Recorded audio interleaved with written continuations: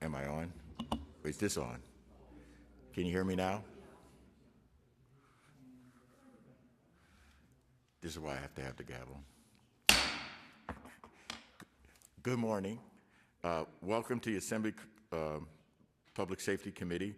Today we're going to have a hearing on human trafficking, re-examining the scope of the problems and solutions.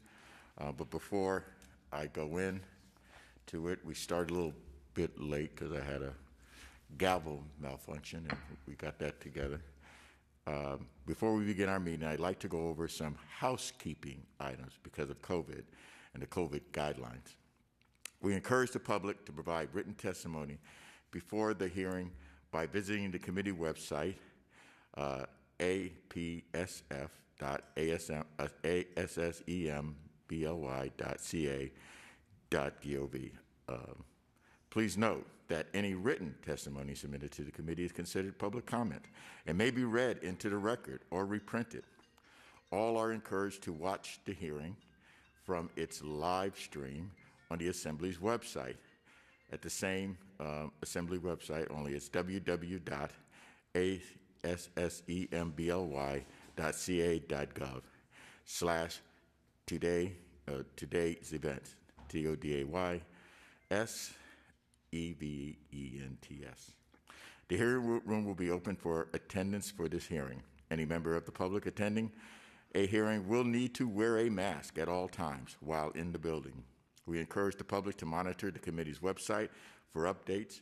As we proceed with the witnesses and public comment, I want to make sure everyone understands that the Assembly has rules to ensure we maintain order and run an efficient and fair hearing. Disruptions will not be tolerated. Today's informal hearing will have panelists both in person and via remote testimony. Every year, and I mean like every year, members of the legislature introduce several bills aimed at preventing human trafficking, and most of which are heard by this committee. I am glad to see so many working to address this complex problem. However, I felt it was important to have an informational hearing to advance the committee's knowledge on human trafficking so that we can work together to pass effective, evidence-informed anti-trafficking legislation. As this is an informal hearing, the committee will not be voting on any legislation today.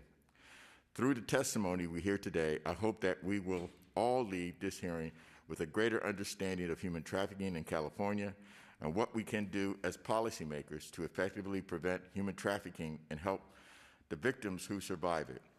We have 4 panels today consisting of law enforcement, legal experts, anti-trafficking advocates, academics, and community members who will address a broad spectrum of trafficking issues. Our first panelist, John Marsh, Chief of the Attorney General's Division of Law Enforcement, will give a presentation on the Department of Justice's efforts to combat human trafficking. Additional members of the Department of Justice's Human Trafficking Task Force will be available for technical questions if needed. During our second panel, we will hear from Tina Rodriguez and Andrea Griffin, who will share their respective experiences as survivors of human trafficking. They will talk about the barriers survivors encounter assessing victim services and the need for a victim-centered and trauma-informed approach to human trafficking. Joining our second panel is Sabrina Talukder, Director of Federal Policy at Loyola Law School's Sunita Jain Anti-Trafficking Policy Initiative. Sabrina Talukder, I'll get it by the end of this hearing, will speak to the criminalization and re-victimization of trafficking persons. The next panel is Natalie Mack, Chief Deputy Executive Officer of the California Victims' Compensation Board. In 2019, the legislature passed AB 629, which authorized the board to provide compensation for loss of income to victims of human trafficking. Natalie Mack will provide the committee with an update on the board's implementation of AB 629 and the board's efforts to raise awareness about the program. Vincent Walker, Deputy Executive Director of CalVCP, will also be available to answer technical questions if needed. Finally, our fourth panel is comprised of several individuals, including Maureen McQueen, who will give a presentation on USC International Human Rights Clinic's 2021 report on the over-policing of sex trafficking. Joseph Villela, Director of State Policy at Loyola Law Schools, against Sunita Jain, Anti-Trafficking Policy Initiative, who will speak to opportunities for funding existing statewide human trafficking prevention programs. Professor Stephanie Richard, Advisor for Loyola Law School's Anti-Trafficking Initiative on the role of employers in the prevention of labor trafficking. And lastly, Commissioner Cynthia Buiza of the Little Hoover Commission, who will discuss the need for coordination among state and local labor trafficking prevention efforts. I look forward to hearing testimony from our panel of witnesses. We have a very full agenda today, so I ask that you use your time judiciously so that we have a sufficient opportunity for public comment at the end. With that, I invite members from the committee if they would like to speak. I see we have Assemblymember Bonta, Assemblymember Quirk, and Assemblymember Cigarto here. Any one of you want to have any opening statements? Okay, then let's begin with our first panel. Do we need to take roll? No. No. Okay, so we'll begin with our first panel. Presentation of the Attorney General's efforts to combat human trafficking.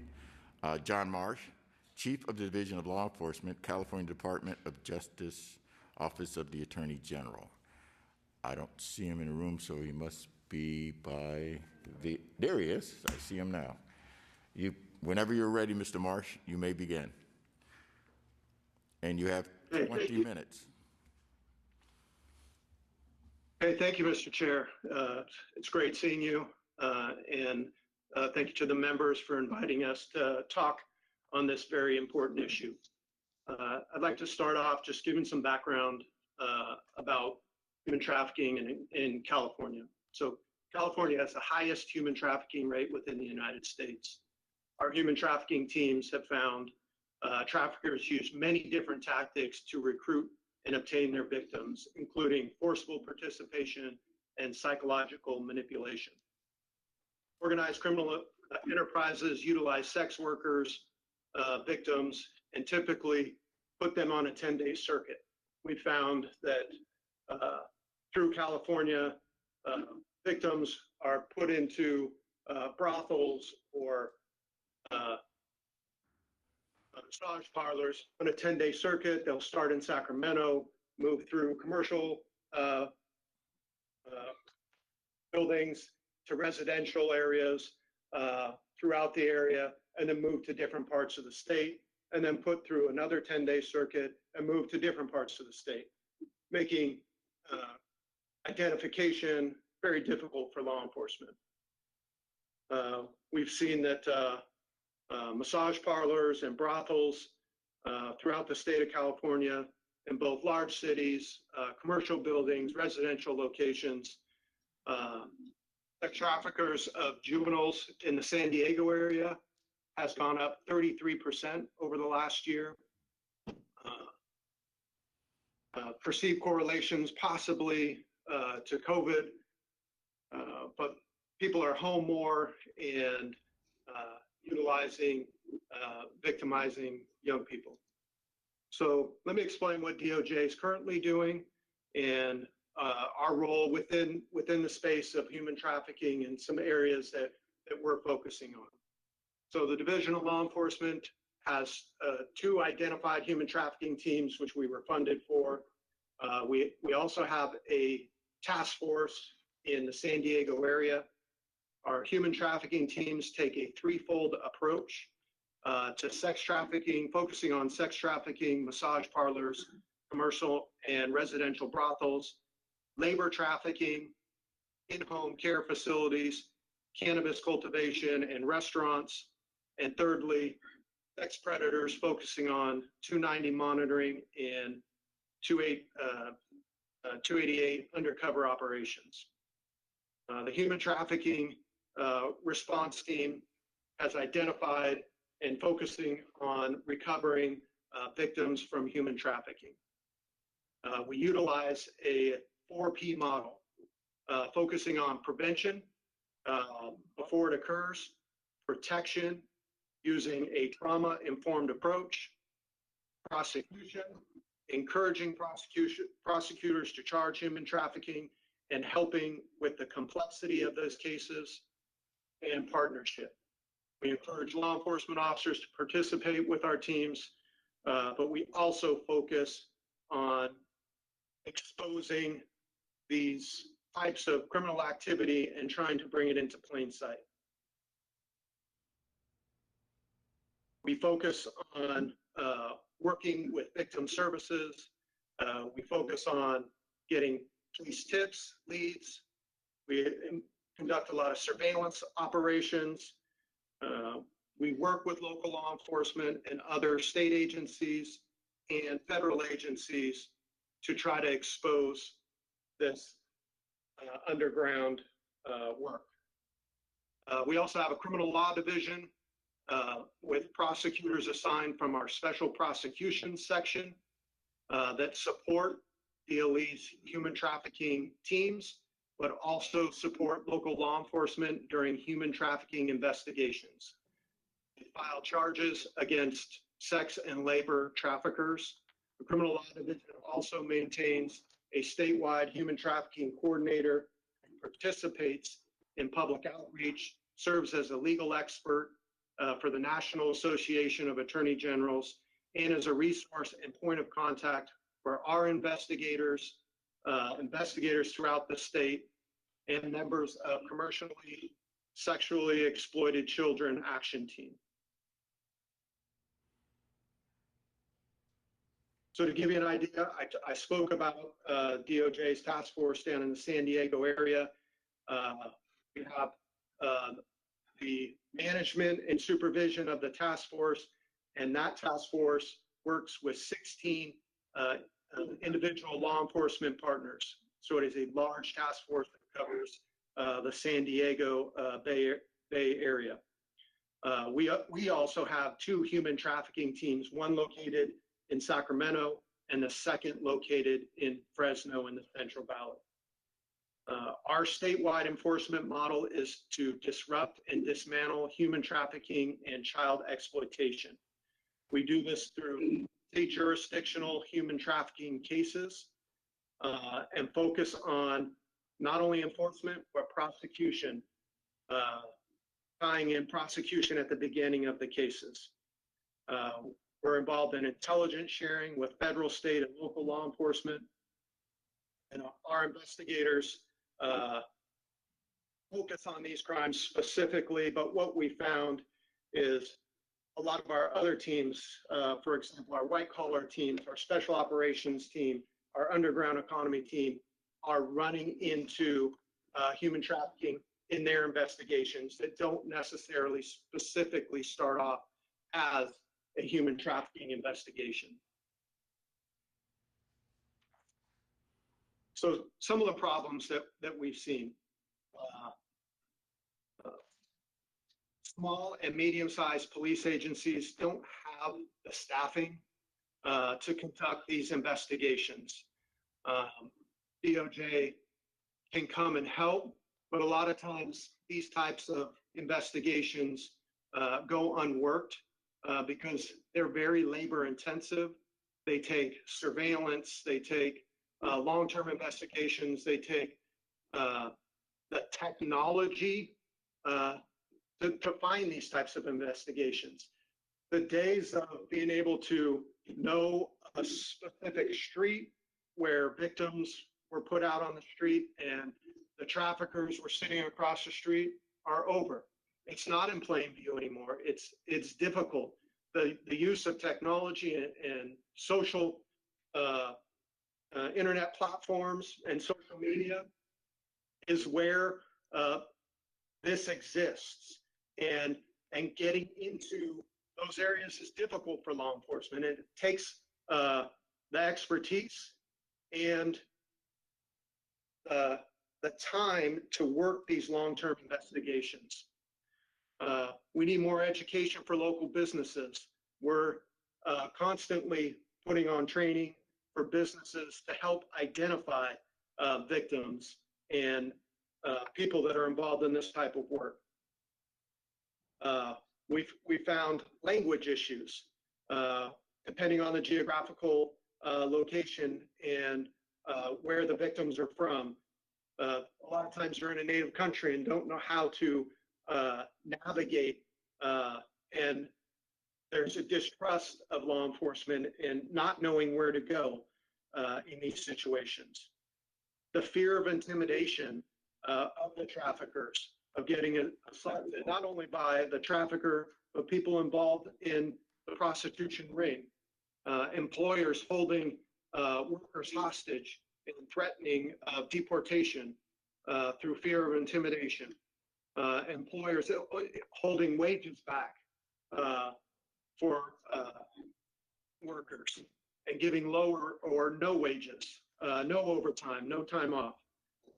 In cannabis gardens, we found victims that were promised portions of the proceeds, and once it's processed, they're dropped off in an unknown location, and only minimal money or no money comes to pay for these people that have harvested and tended these marijuana grows. Some of the solutions. It's easy to talk about some of the problems, but DOJ is focused on solutions. More personnel and more staff always helps. We want to focus on the forensics of these cases with the help of some financial auditors and intelligence staff. This can help link the state together. There's a lot of task forces throughout the state of California working in this area, but there's not a lot of state connectivity. And we could do better in this space. We want to attack human trafficking from all different areas. But what we found is it's in all different areas. We've seen it in gangs. We see the violence. We see organized criminal enterprises working in this space. We need, DOJ would like more money for operating costs. When we started our two task forces, they were focused on and staffing. And through our investigations, we found there's a lot more expenses to doing these types of investigations. We also need more help on victim services.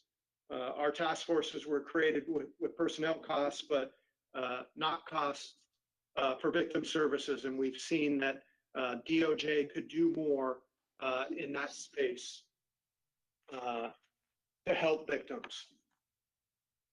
And then increased collaboration with nonprofits. We spend a lot of time making connections and working with NGOs, but this isn't always an area of improvement. And I know when you hear from NGOs later, they're gonna want the same collaboration.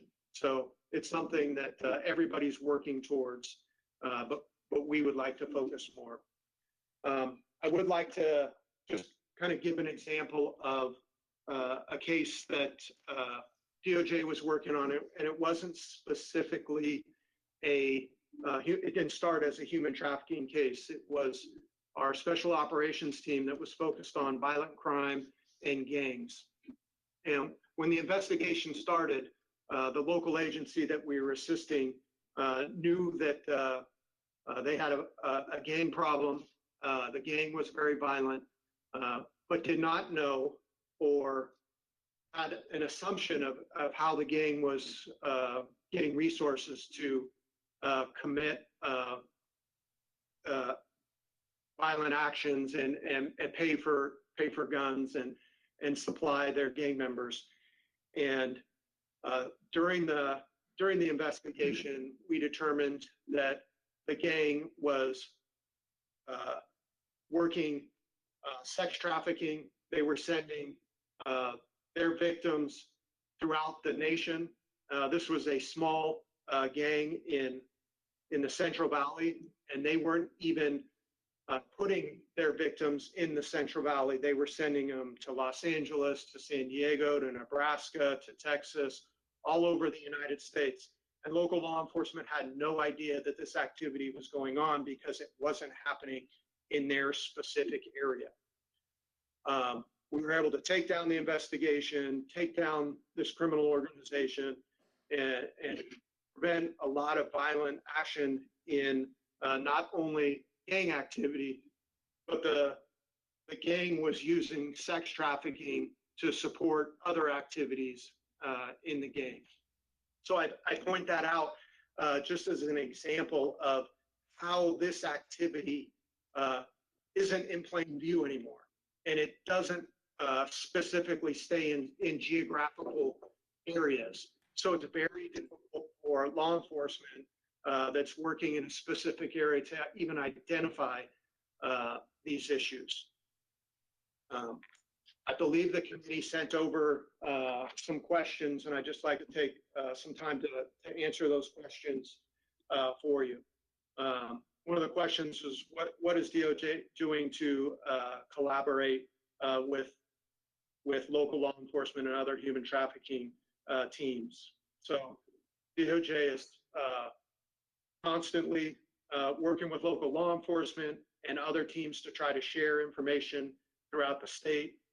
DOJ participates in sweeps, helps local agencies identify the problems, and connects local agencies with statewide information.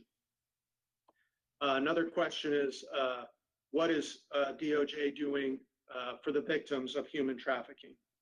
The Department of Justice is very focused on our partnerships with NGOs. We stay connected to local services throughout the state, and that is one of the benefits of having a state agency in this space. We have connectivity throughout the state, and we can help local agencies.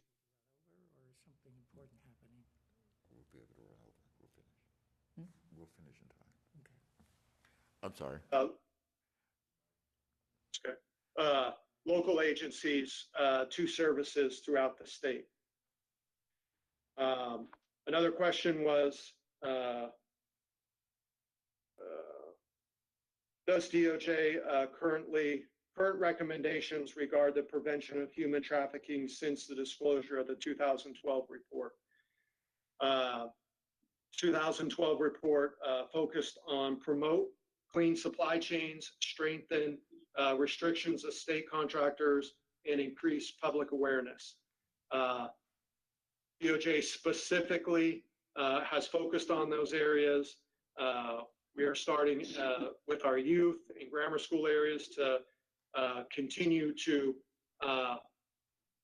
promote awareness in this area and work on getting better at investigations based with computer forensics and utilizing advanced training of our personnel.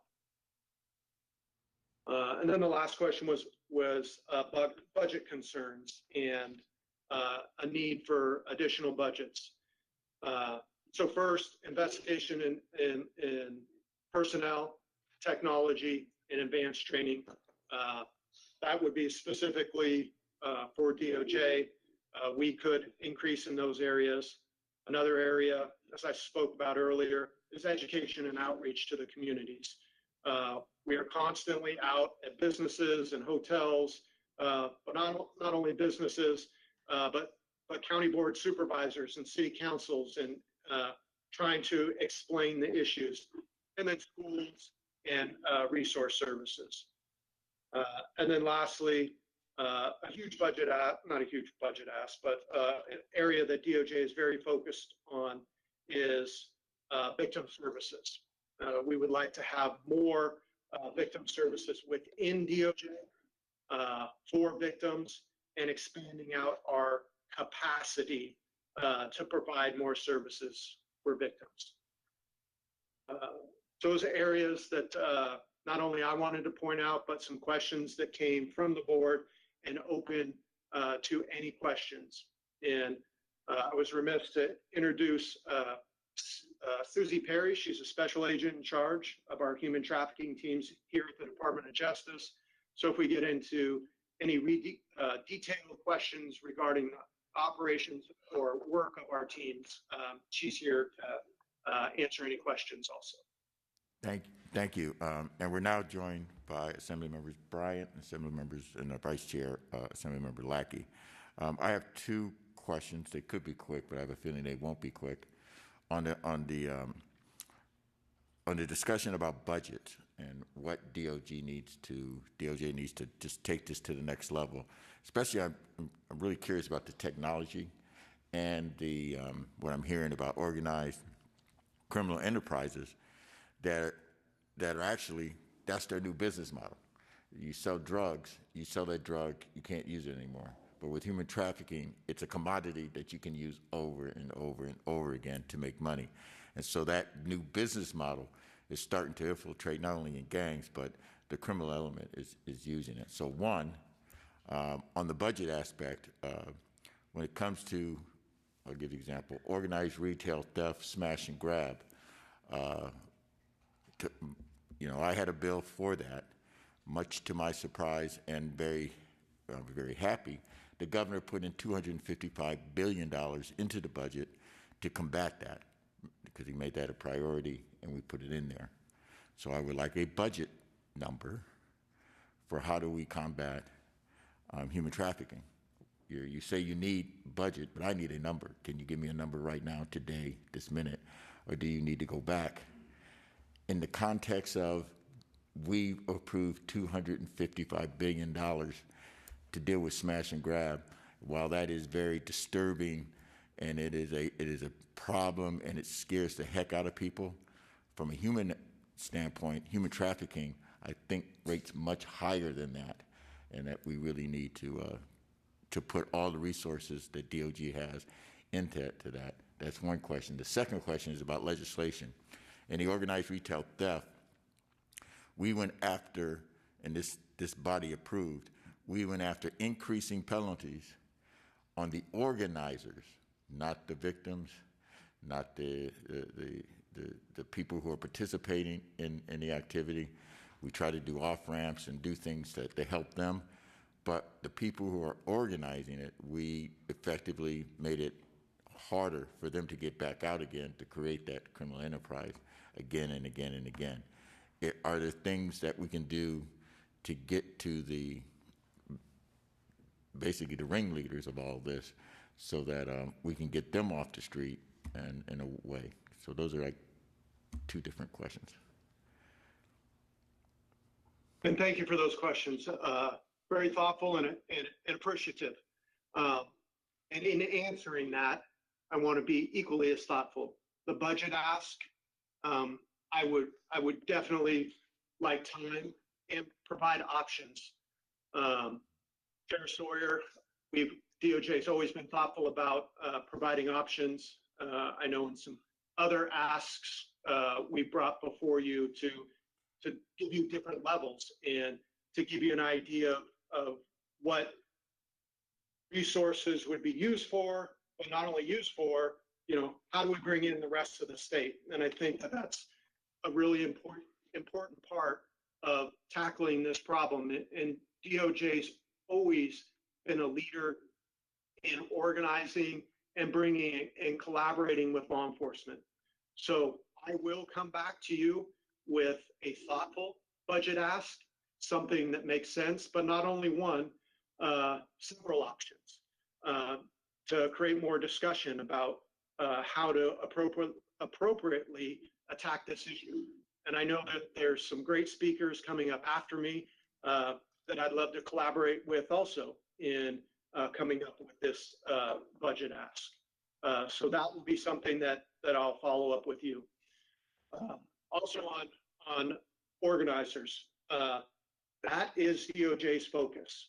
Our focus is the victims and getting them the support that they need, but our specialty is focused on high-level investigations, and that's what we're looking for. We're looking at taking down enterprises. We're looking at people that are benefiting financially from these resources. That's why I picked that example to give of that gang in the Central Valley, because local law enforcement had no idea how they were making so much money. They weren't even involved in narcotics dealing anymore because it brought too much attention to them in their local area.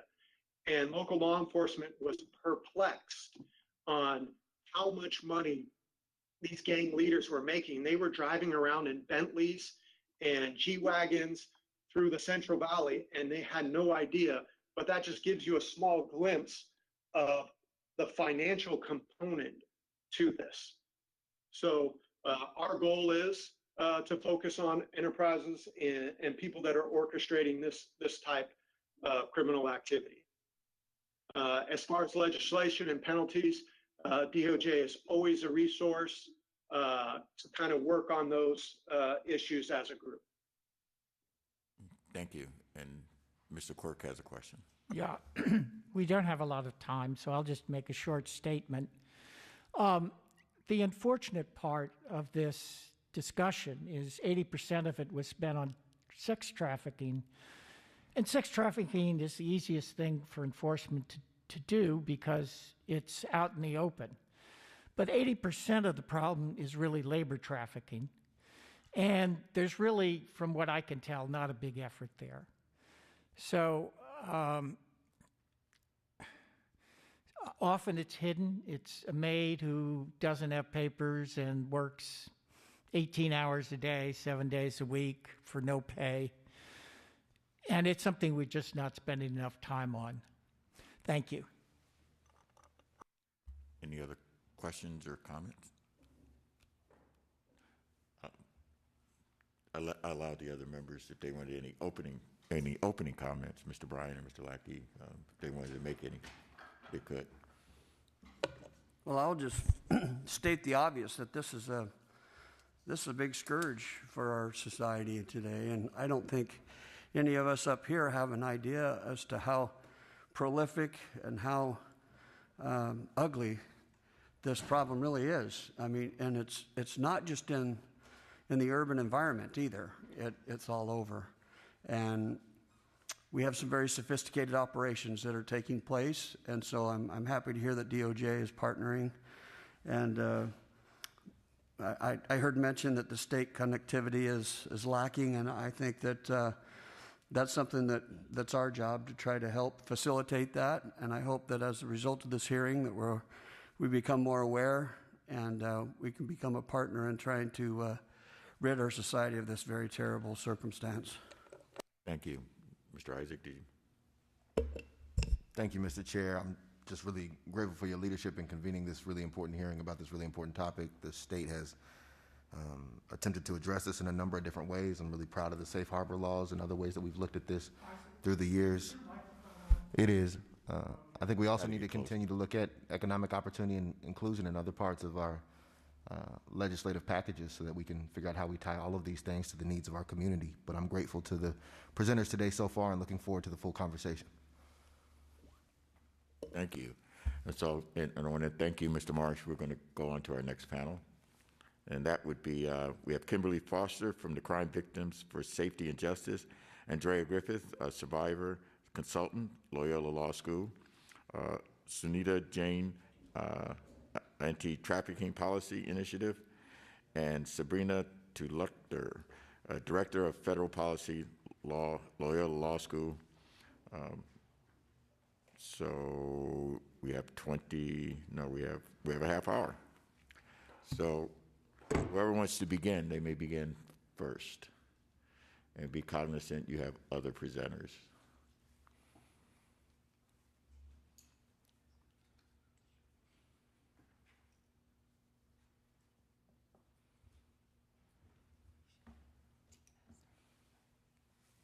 Oh, I'm sorry. I said Kimberly Foster. We had a change. It's Tina. I grabbed the wrong Tina Rodriguez. I grabbed the wrong sheet.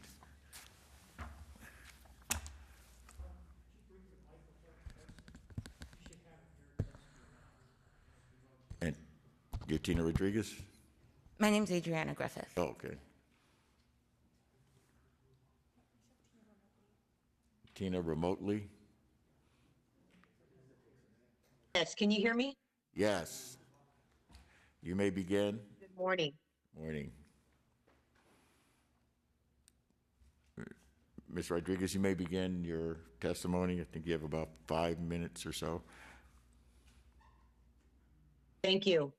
Um, I'm happy to be here to be able to share discussion about some of the hardships that survivors are experiencing. What I will share with you, though, is unfortunately a story from a survivor that has continued to be screened out of services as she is in a situation that is not very safe, but she's doing everything that she can to try and access resources. Kimberly was going to speak this morning, but asked me to share her story for her. Um, she is a survivor in our member network of human trafficking, and following the death of her. Sorry, I hit something here, but We can hear you. sorry. Yeah, there's something happened with this device, but following the death of her mother, she spiraled into depression and struggled with a life path from there.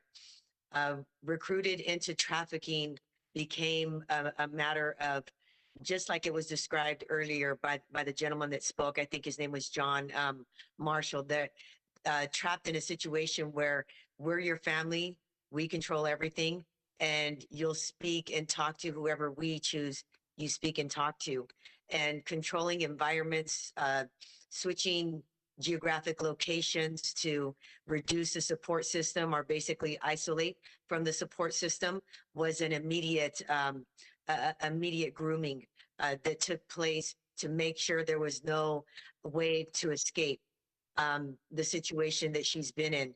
And she applied for victim compensation and continues to try and get assistance. The response time, the lack of time sensitivity to urgent crisis matters needs to be improved. It can help benefit to increase the safety, especially in crisis situations like hers, where there's an effort to and the one opportunity to escape and get away is vital to stay alive. And when that does happen, it's important for us to have a response in place that really amplifies safety and protection in those moments. It is difficult to be homeless and know that you're targeted for speaking and for leaving. And these traffickers, just like it was described earlier, will send people out to look for you, search for you, stalk, threaten other family members. That's one of the reasons why it's difficult to escape. And we've been able to watch it here and just know that we are fearful ourselves to see the amount of fear and threat that's there. But in addition to that, we also see opportunity for us to improve our response. And we really want to be making sure that we increase awareness around that and that we expedite requests for services when they do present themselves. So making sure that that we increase response time when survivors are asking for help for the mental health, specifically for the housing, mental health, and healthcare with survivors of human trafficking. We have to keep in mind that right now we're in a pandemic, and so it's not like before where survivors could just walk into an emergency health clinic and be seen. There's usually a screening, or sometimes they're told call this number. Well, if their phone's been taken away from them and they're not allowed to speak freely, that's impossible. So removing some of these barriers is very very important right now. It's a discussion we need to have, and helping KelBCD understand that survivors that are homeless don't have a mailing address to get these documents. And when you're in a state of crisis and you see these things, you don't have an address. You're trying to communicate as best as you can with no device, no internet access all the time is very challenging. And I encourage a continued effort to increase these matters. Thank you, Ms. Rodriguez. Next, Adriana Griffith. Good morning. Good morning. Thank you, committee, for providing space this morning for me to share my journey with you all and why I believe in non-carceral approaches to human trafficking. My name is Adriana Griffith, and I live in Stockton, California, where over the last 5 years, I have provided direct services to victims of sexual assault, domestic violence, and human trafficking. Not only have I been able to witness the failures of our criminal legal system and the lives of those I serve, but I've also experienced it firsthand. I have shared my experience several times, and the same question is always posed. What made me so vulnerable that I became a victim of this thing called human trafficking? Most stories involve being abused or neglected as a child, or navigating through the child welfare system. My journey does not start that way. I grew up with both of my parents in the same household. It was a home filled with love and happiness, but it was also a home that experienced conflict, pain, and the challenges that often accompany life. I wasn't abused in my home, but I frequently witnessed moments that made me feel less trusting and less safe when it came to those around me. These moments were often characterized by combative arguments and due to the system involvement of some of my siblings, police interactions. One moment in particular that stands out that no child should ever experience is having law enforcement armed with assault weapons burst into my home and point a gun at me as if I were a threat to public safety. I was 11 years old. No one was arrested that day, and after having traumatized everyone present, they left, calling it a probation search. There were no supportive services offered to me after that, and I was left to figure out how to cope all on my own, despite the system knowing it had contacted a minor in such a horrendous way. As I transitioned from childhood into my teenage years, I began to experience feelings of depression and anxiety.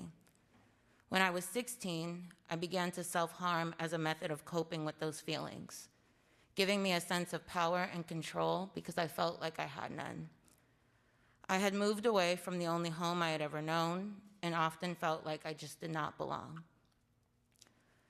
When I was 19, after getting my first boyfriend and falling in love for the first time, I became pregnant. This was also the same age I experienced my first breakup and heartbreak. I ultimately made the incredibly difficult choice to have an abortion, after which I felt incredible guilt and shame. I wasn't prepared for the mental and emotional impact of this choice. It left me in a depressive state, but still there was no follow-up care by medical or mental health providers, despite having a history of mental health problems in my family as well as addiction. Once again, I was left to cope on my own after coming in contact with a system that is supposed to be about helping people. 19 would also be the year I am introduced to the world of sexual exploitation. My experience, however, was not the mainstream experience often portrayed in our society. At this time in my life, I was extremely depressed and looking for a way to escape the reality of me. The fast-paced world that facilitated exploitation gave me that escape. It gave me a rush and a sense of belonging. This world gave me the ability to be someone new, someone who didn't remind me of who I used to be and could never be again. From 19 to 22, I was trafficked and sexually exploited by 3 different people. Each person was different, and each relationship was different. One was the business type, one was the Romeo type, and the other was my boyfriend. The last experience I had was with my boyfriend. It was with him that I had the most intense relationship of all. It was characterized by violence, gaslighting, and manipulation, and was extremely toxic for both of us. After a few months, we began using alcohol and drugs more frequently. We inserted ourselves back into the culture of partying like rock stars, and soon after, I found myself engaging in street and online prostitution. When I wasn't having sex for money, I was committing petty thefts at the mall to keep money coming in. This was expected as part of the lifestyle. It didn't stop there, however. I was also encouraged and sometimes forced to engage in physical assaults to others for a variety of reasons. This, unfortunately, also meant participating in the trafficking and exploitation of other people. I was 22 years old when I was arrested and charged with pimping, pandering, and a range of other charges from assault to kidnapping. My co-defendant was also the person who trafficked and exploited me. I spent 2 years in the county jail fighting my case and was ultimately sentenced to state prison for a term of 5 years. I served the rest of my time under the control of CDCR before coming home in 2015. Throughout the entire time I was incarcerated, I was never provided with any services or space to be able to self-identify as a trafficking victim, despite having come in contact with an entire legal system. Instead, I was once again left to silently cope with what I had experienced. The system never saw me as a victim. This was evident in one of my very first encounters with CDCR. In a committee hearing, when being assigned to a prison labor assignment, I was asked by a lieutenant why I had done what I'd done. I simply told him I was trying to survive, that if I didn't do what was asked, the consequences would be worse. In not so many words, he told me that my actions didn't make any sense, because look where it got me. They looked at me with disgust and shame, and I left that room feeling like the worst person on the planet. Prison itself is sexually violent in nature, dehumanizing and inconsiderate of the experiences trafficking and sexual abuse survivors have gone through. I have been forced by the system to strip completely naked while someone I did not know inspected my body in the most dehumanizing way possible. This was my experience as a sexual assault and trafficking survivor in prison. For too long, our country has operated in a way that says accountability equals prison. But prison is a dehumanizing system of punishment and revenge, and it does not foster accountability or healing for anyone involved. Despite being trafficked and sexually abused and exploited, I have served my time and done tremendous work to be accountable for my past actions. But this state has not been accountable to me. For the last 7 years, since coming home, I have worked to not only understand what has happened to me, but to also make sure it doesn't continue to happen to others. So much progress has been made when it comes to the access that survivors have when it comes to justice, but unfortunately, the state has decided time and time again that access does not apply to me or others like me. Because of my previous conviction, I am ineligible for record expungement or vacator relief. So while the state continues to recognize and pass legislation that recognizes human trafficking victims are at times forced into other acts of criminal behavior, it continues to leave those like me out of the equation. What this communicates to me is that only some survivors are worth caring for and others are not. Survivors do not come in a one-size-fits-all model. We are all different, with different needs at different stages of healing and with different experiences. The approach to helping survivors needs to acknowledge and hold space for those differences. What made me vulnerable to trafficking was being system impacted from a young age, having an abortion without proper mental health care in the aftermath. It was being angry and feeling a lack of power and control. It was the messages I got from music, TV, movies, but most of all, the vulnerability was not having a space to process all of the things that have happened to me. When we have a system that refuses to acknowledge a person's entire self and the challenges they faced, we continue to solve only half the problem. And whether intended or not, we continue to perpetuate cycles of harm. Our current system operates by looking at what a person has done and deciding what punishment they deserve. But it does not ask the most important question, which is, what does this person need in order to no longer cause harm or experience harm? This is what it means to approach this issue from a non-punitive intersectional lens. This approach matters to me because I stand at the intersections of life. I am made up of multiple experiences and identities. I am a daughter, a sister, an aunt, a formerly incarcerated survivor, a survivor of life, and a survivor of the system. And each one of those identities is equally as important as the next. Thank you for your time this morning. And thank you. And could you stay around, because we'll have questions, and thank you for your very passionate, handwritten testimony. So obviously that is from you and from your heart.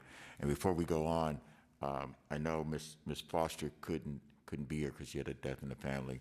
I would like her to know that this committee sends our condolences, because in many ways, by us not acknowledging people's pain, we're exacerbating the problem. And so I know this committee generally does feel for her, and the fact that she's not here lets us know how deep the pain and trauma that individuals who are involved in human trafficking is. And so now we'll hear from Sunita Jain, okay. Hello? Or Sabrina. I got two. Who's next? Hello, esteemed members of the committee. Can you hear me? Yes, Sabrina. Wonderful. Thank you so much for your time and for providing us with the space to delve into the nuances of human trafficking and public safety in California. My name is Sabrina Talukdar. I am the Federal Policy Director of the Sunita Jain Anti-Trafficking Initiative at Loyola Law School. Previously, I worked at the Legal Aid Society in New York City and represented detained or incarcerated non-citizen survivors of trafficking with felony charges in their immigration and criminal proceedings. My testimony will quickly focus on 3 points. First, how human trafficking survivors are rendered invisible in criminal and civil enforcement systems. Second, why arresting survivors does not make communities safer. And third, the importance of an intersectional, non-carceral approach to human trafficking and public safety. And first, how are human trafficking survivors rendered invisible within these enforcement systems? So just indulge me for a second. Close your eyes and think of a human trafficking survivor. Who specifically is formulated in your mind? What is their race and gender identity? And what were they exploited for? Does this same person have a criminal history for something that is not prostitution related? I ask these questions because our internalized ideas of who is a trafficking survivor is important, because it correlates to the lack of identification of survivors before, during, and after their experiences in criminal and civil enforcement systems. The overarching issue is a lack of identification by people working within these systems, because these survivors do not fit the mainstream narrative of trafficking, as reflected in their criminal charges, willingness to cooperate with law enforcement, prior criminal history, and more. Survivors enter these enforcement systems at the point of arrest in a plethora of circumstances. Many survivors are forced to commit crimes as a nuanced result of the force, fraud, and coercion of their traffickers. It's important to note that the force that we're talking about isn't necessarily holding a gun to someone's head. Sometimes it's not obvious.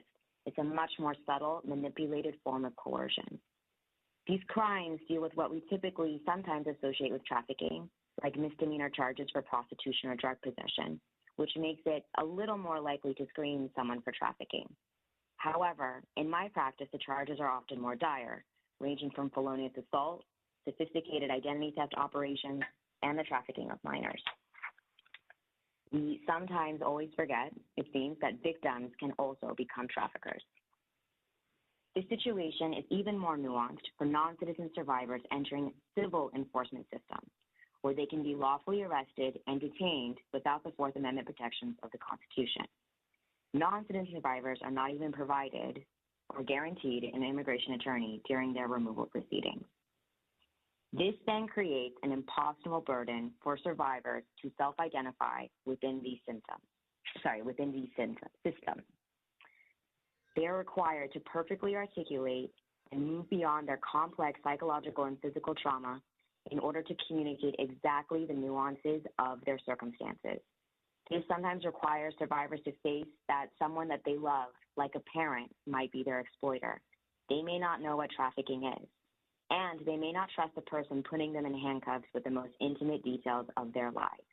Again, it's an impossible requirement and burden to ask. This lack of identification before, during, and after an arrest has dire consequences. We are unable to gather accurate data on who is being trafficked, how, and why. And without proper identification, survivors are unable to meaningfully access the state and federal benefits they are lawfully entitled to. But this does not answer the central question of today's hearing. Why does this matter if people committing crimes are kept away from the community at large? Aren't we all safer? The answer is no. A plethora of studies have highlighted that as long as survivors with criminal histories are viewed primarily as criminals and are dissuaded from receiving the state and federal trafficking-specific services they are entitled to, it is highly likely that they will be re-victimized or at least rendered more vulnerable to trafficking again. In my caseload of a minimum of 100 intakes per year, almost every single person I met has been trafficked multiple times in their life, despite interacting with different enforcement systems, again, at multiple times in their life. The only way to keep the most vulnerable members of our community safe is to provide survivors with the appropriate space and tools to come forward. And the only way to combat trafficking and keep our community safer at large is with accurate information and the appropriate allocation of resources, which will only happen when we shift our focus to intersectional prevention to identify survivors of all kind and ensure that they feel at peace to come forward. Finally, this brings us to the importance of an intersectional, non-carceral approach to human trafficking and public safety. Intersectionality is the complex, cumulative way in which the effects of multiple forms of discrimination, such as racism, sexism, immigration status, or gender identity, overlap in the experiences of marginalized groups. The Sunita Jain Anti-Trafficking Initiative implores stakeholders to shift their focus from enforcement to public health and a community-based approach, to adopt an intersectional lens to the survivor experience, and to look at the root causes of what makes someone vulnerable to trafficking. For example, when we look at the intersectionality of climate change and how that makes someone vulnerable to trafficking, climate disasters cause large displacements of people and render entire neighborhoods homeless. As we have seen with Hurricane Katrina and Hurricane Sandy, this makes young people in the community especially vulnerable to exploitation. Another example of intersectionality in human trafficking is the role of big tech and social media in allowing the spread of misinformation about trafficking, such as with the prevalence of QAnon. This only makes the identification of survivors that fall outside this mainstream narrative harder. Thank you to the community again for taking the time to understand the nuances of human trafficking and public safety, especially from the experiences of impacted communities. I'm available for any questions or concerns. Thank you. We'll now bring it to the committee for questions or statements. But first, when I hear from the victims, I recently, when I first heard about this, they used to use the term slavery, human trafficking slavery. And I recently just saw, or resaw, the movie 12 Years a Slave. In it, it was of someone that was free that all of a sudden got all of it taken away from him. He was a slave. All of the methodology, all of the techniques, all of the procedures seem very similar to human trafficking, taking you away from your family, becoming a property. You're a property of a group of a person or a group of people.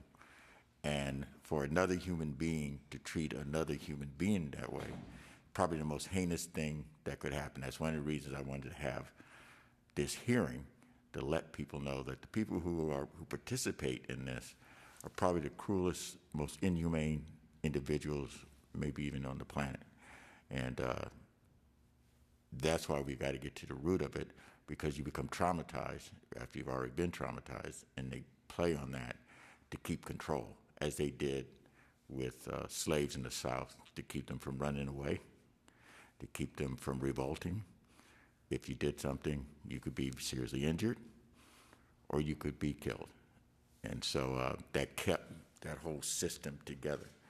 And so when you talk about, and I heard from several of the panelists, that there doesn't seem to be any off-ramps or places you can go immediately, because it seems like timing is really important, that almost like the Underground Railroad. Do we need to build an underground railroad for human trafficking where we can get these individuals involved in this out of it quickly, we can get them to a safe place, and we can keep them away from the perpetrators? Is that something we need to invest more money in? Is that something that we really need to look at? And maybe even, I'm using the term Underground Railroad because that was the most effective thing at the time. It's just something we need as a state to create that kind of railroad to get people out of that system. Does that make any sense or help? I was going to have the panel answer, and then Mr. Santiago, and then Mr. Bryan. Anyone from the panel? I can answer some of that, or share some of my thoughts on that. So, so I hear you using the word slavery in terms of what happened 300-400 years ago. But I also want to draw a comparison to our prison system and the prison industrial complex, and how that is also rooted in slavery, and how me as a survivor of exploitation became the property of the state. And so I definitely understand what you're saying, Assembly Member. However, I don't think that it's necessarily the same context, and here's why I say that. My particular experience, again, with my last experience, was with my boyfriend. This was somebody that I cared about, somebody that, despite everything that we have been through, everything that he's done, everything that I've done, I still care about this person as a human being.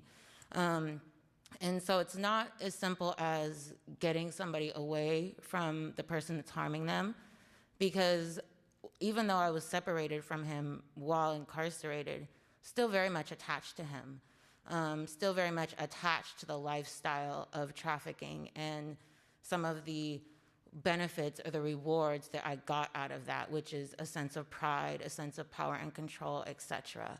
And so I think that the answer is not just getting somebody away or removing them from an environment, but it's, again, really looking at the root causes of the behavior on not only the victim or the survivor's side, but also on the exploiter's side as well.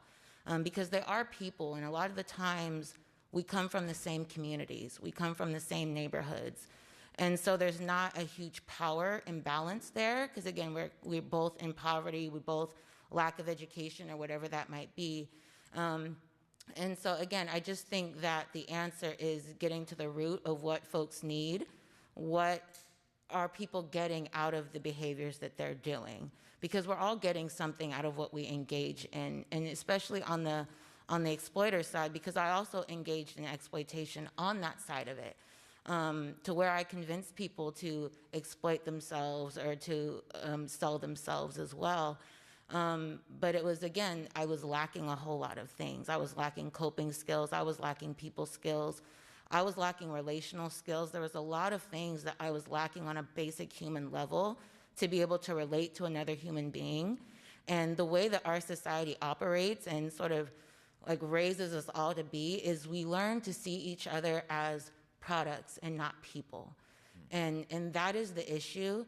A lot of this stuff is rooted in capitalism and these patriarchal ideas of power and control and who gets to be the boss and who doesn't. And so I think we need to attack those specific systems and really work to dismantle those systemic harms so that we don't continue to perpetuate cycles. Because again, we can continue to incarcerate people. That's not going to stop the problem. It's a human problem, it's a public health problem, and it needs to be addressed that way. It needs to be addressed by providing care to young boys and young men who we identify as having some behavior issues, and we need to get to the root of that.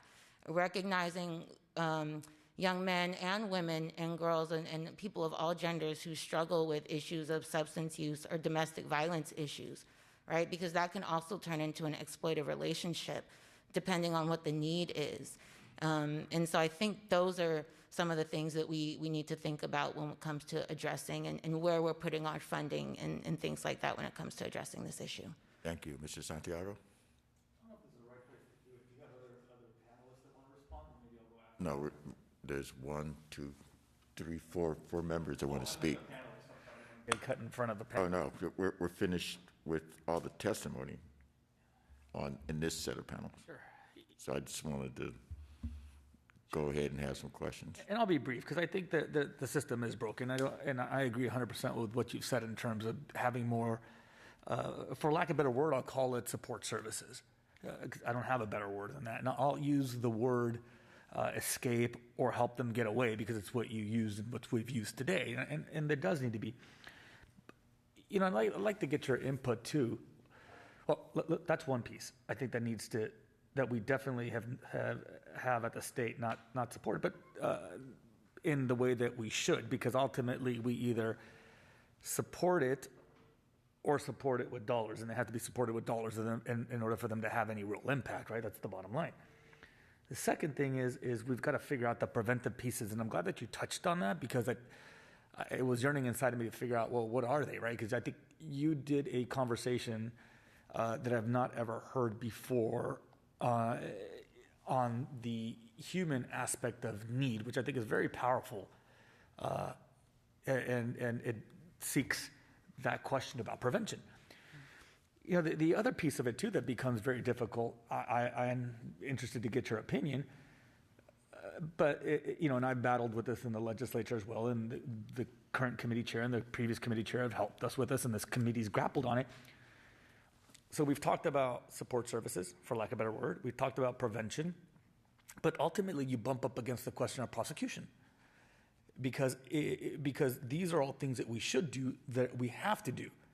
But in order to stop this organized crime, this organized effort, we do bump against what this committee historically has fought in criminalization acts, because we have done well in the legislature, not enough, but well in the legislature to decriminalize certain acts, to try to fix a broken criminal justice system. But if we don't stop this, and by stop I use the big word prosecution, and climb up the ladder to stop this organized crime, we're really going to be dealing with support services, which I'm 100% for, which preventive services, but will never really tackle the big problem.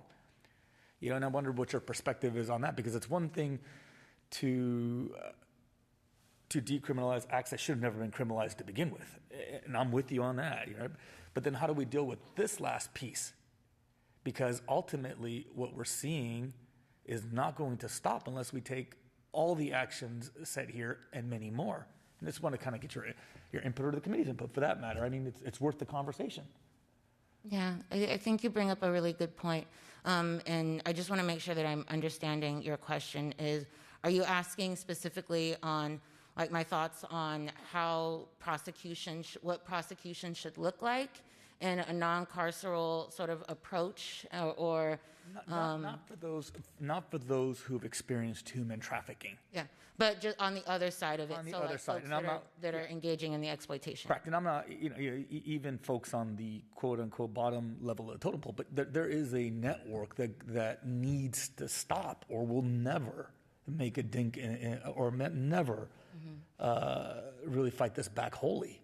Yeah, so I think that when it comes to prosecution, or dealing with the folks that are causing the harm, right? And I think I'm just going to go back to what I'm saying about sort of prevention, and maybe this is more of an intervention But there should be programs. I'm not saying don't hold folks accountable, but what I've learned throughout my journey and in the work that I do is that accountability is a process, and it's not so much of like, you did something bad, here's your punishment, now I've held you accountable, right? You have to get to a place of accountability, whereas you have to get to a place of understanding the harm that you caused, the harm that the other person experienced, and the impact that that had not just on them, but on the whole community, as well as that person's family as well. And so I think that it's starting with, again, holding folks accountable and saying, hey, this is the harm that you've caused, but now we're gonna work on you. Now we're gonna work on helping you get to a place of understanding and accountability. And maybe that looks like instituting more programs within prison until we get to a place where we no longer have a need for prisons. But in the meantime, I think that having more programs in place where folks are able to sort of process through these harmful idealities and ideologies or mentalities that they've had or grown accustomed to or grown up with as normal, I think that that's really, really important. And I think that that is a piece that the other side has been lacking. We lock folks up and we don't address any of that. And again, I'll use my own story as an example. When I was incarcerated, no one ever asked me about the person who I harmed. No one ever asked me about the impact that that might have had on them, on myself. Again, things like that were not addressed. And so there's a lot of folks that sit on the inside having never learned or getting the opportunity to learn these concepts and to understand and get to a place of understanding why they did what they did. And I think that's a piece that needs to be incorporated in prosecution until we get to a place in society where we no longer have a need for prisons.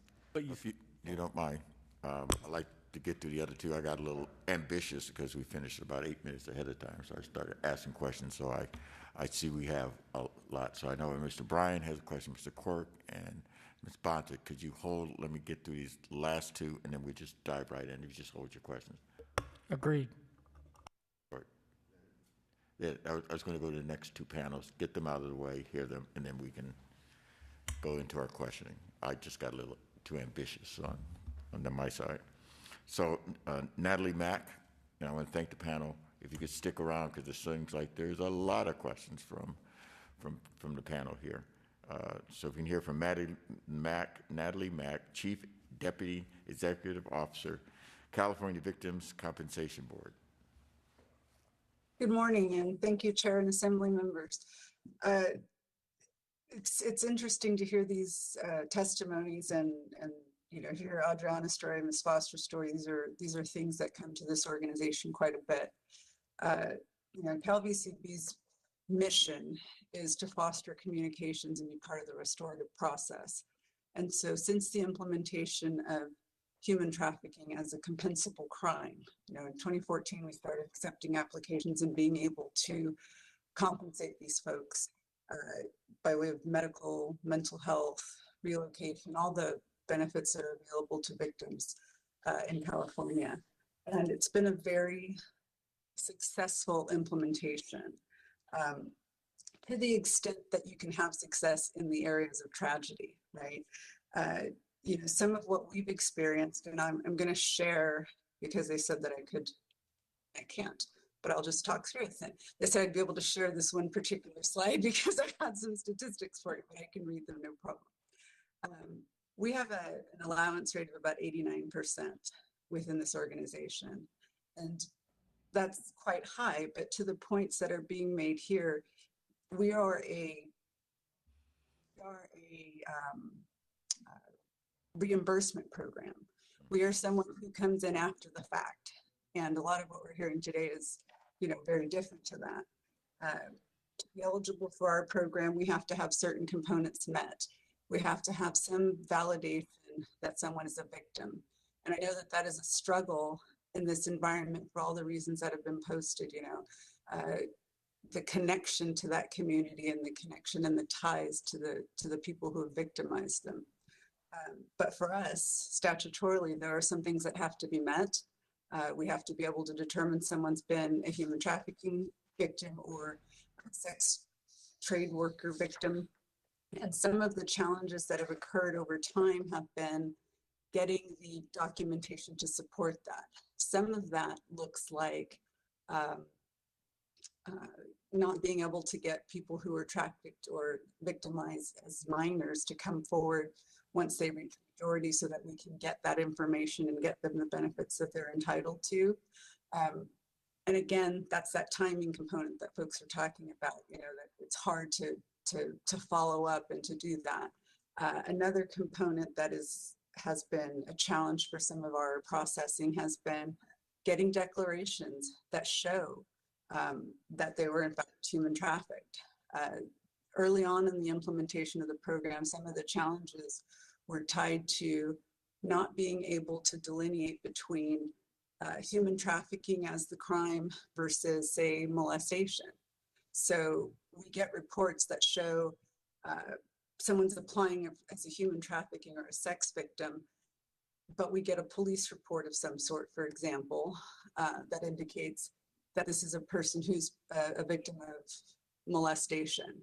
Well, the two crimes are both heinous and both compensable in our program.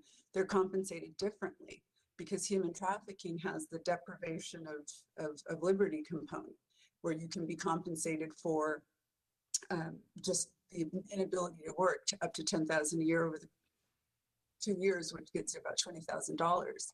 So there are some nuances. I think those nuances have been over time largely evolved. I know we have far less challenges with that than we used to. Over the course of the implementation, since the compensation component became an issue, we've paid out about 2.2 million.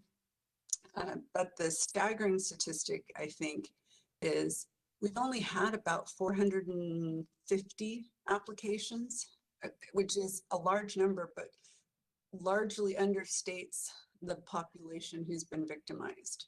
So while we do some outreach and we've got website components, you know, we've updated our website to try to make it easier and more user-friendly so that people can come in with escape clauses, we understand that everybody's got access to a computer to be able to get to that. We do outreach through the advocacy community. We partner and try to maintain those open communications so that we are, in fact, keeping people apprised of what's available to them, what it takes to qualify, and how we can be of assistance.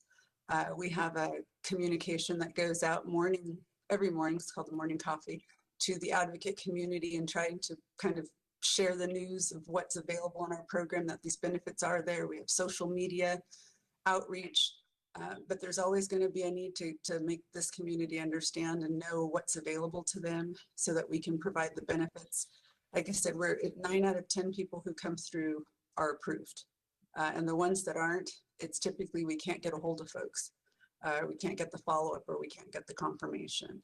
So I know there's an interest to further this very meaningful conversation that's underway about solutions, but for CalVC's space within this, I'd say that the partnership that we have to providing restorative financial assistance as people, you know, who've been victimized come forward is in place, and we're enthusiastic and look forward to doing everything we can to help the solution.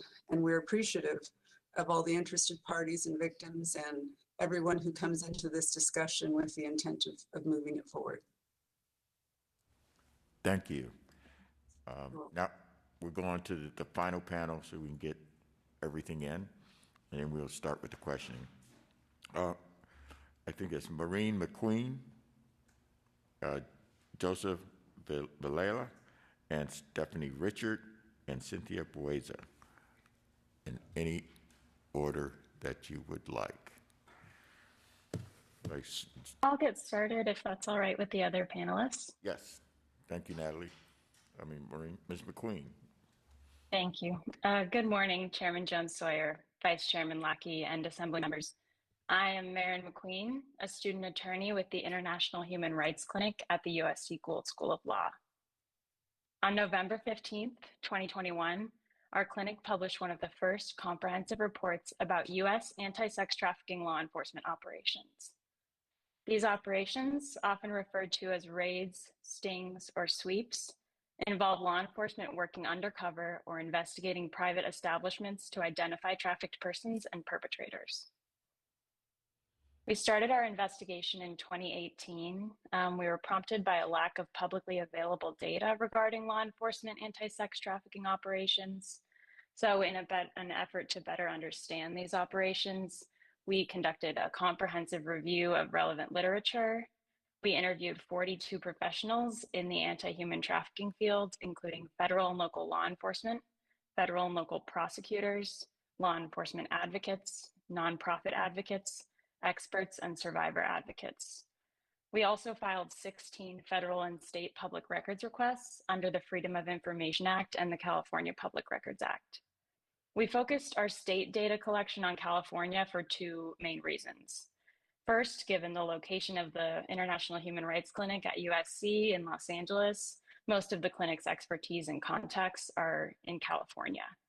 Second, unique features of anti-sex trafficking efforts in California make the state an interesting case study, including but not limited to that California has one of the highest rates of sex trafficking in the US, has implemented progressive legislation against human trafficking, and has modeled its statewide anti-trafficking operation called Operation Reclaim and Rebuild after federal operations such as the Innocence Lost Initiative. Turning to our main conclusions, during our investigation, we heard encouraging reports of these operations becoming more effective and more trauma-informed over time. However, the literature and interviews also consistently indicated that these raids are not the best solutions to help people who are being trafficked, and that alternative approaches could better protect victims, facilitate prosecution of traffickers, and prevent trafficking. The literature suggests that operations identify few people who are being trafficked, emphasizing that operations primarily target sex work and too often treat victims, particularly Black victims, as criminals. We heard reports in both our interviews and literature that some officers who conduct operations receive insufficient victim identification training. The literature also indicates that operations are sometimes conducted with insufficient pre-operation investigation or without evidence that there is either a minor involved or that there is force, fraud, and coercion involved. Similarly, our interviews reported that in their experience, operations tend to identify few or no traffickers and are executed with insufficient evidence to arrest traffickers, and that operations undermine rapport with people who are being trafficked in law enforcement, which tends to be crucial to secure testimony necessary to prosecute traffickers. An expert explained that even with the best, most trauma-informed questioning protocols that we sometimes see, self-identification of victims during or immediately after operations remains unlikely, and that could be because of the acute stress of the situation or of distrust of law enforcement for people who are being trafficked. Questioning during this time can also be traumatizing for victims, in addition to proving ineffective. Interviewees and literature describe law enforcement officers sometimes foregoing victim-centered approaches during operations and instead arresting or threatening to arrest, interrogating, downing or doubting, blaming, and misgendering trafficked persons on some occasions.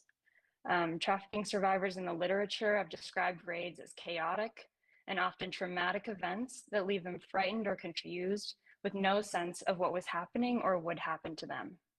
And the few victims identified during operations might face potential imprisonment on the basis of a material witness warrant or criminal charge. A law enforcement investigator we interviewed recounted chasing trafficked persons down a hallway of hotels during operations and having armed security at the door. A public health advocate described sexual abuse by law enforcement during operations as part of the trauma of being trafficked. A nonprofit advocate we interviewed described raids as not a place where you're restoring autonomy to survivors. One interviewee noted that if victims have to be handcuffed and potentially injured to be helped, perhaps operations are not the best way to identify and interact with people who are experiencing trafficking.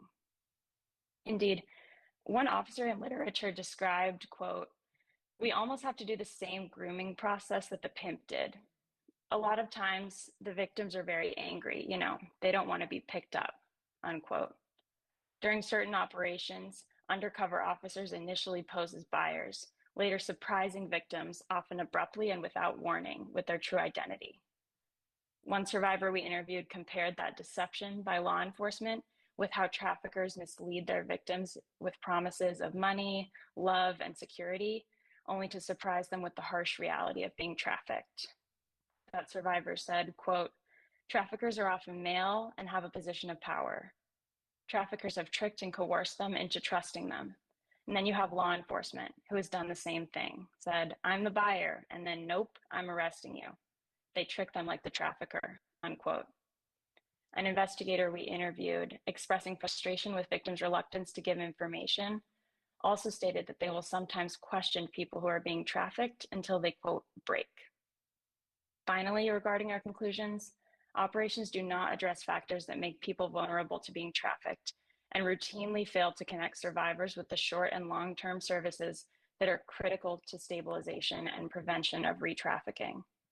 Operations that do not allow persons who are being trafficked to choose whether, when, and how they interact with law enforcement can unintentionally reinforce this trafficker's narrative that we've been discussing, the narrative about law enforcement. All these factors contribute indirectly to supporting the trafficker's ability to control and coerce victims. And in these ways, ill-planned operations that are not trauma-informed are more likely to perpetuate than prevent sex trafficking on some occasions.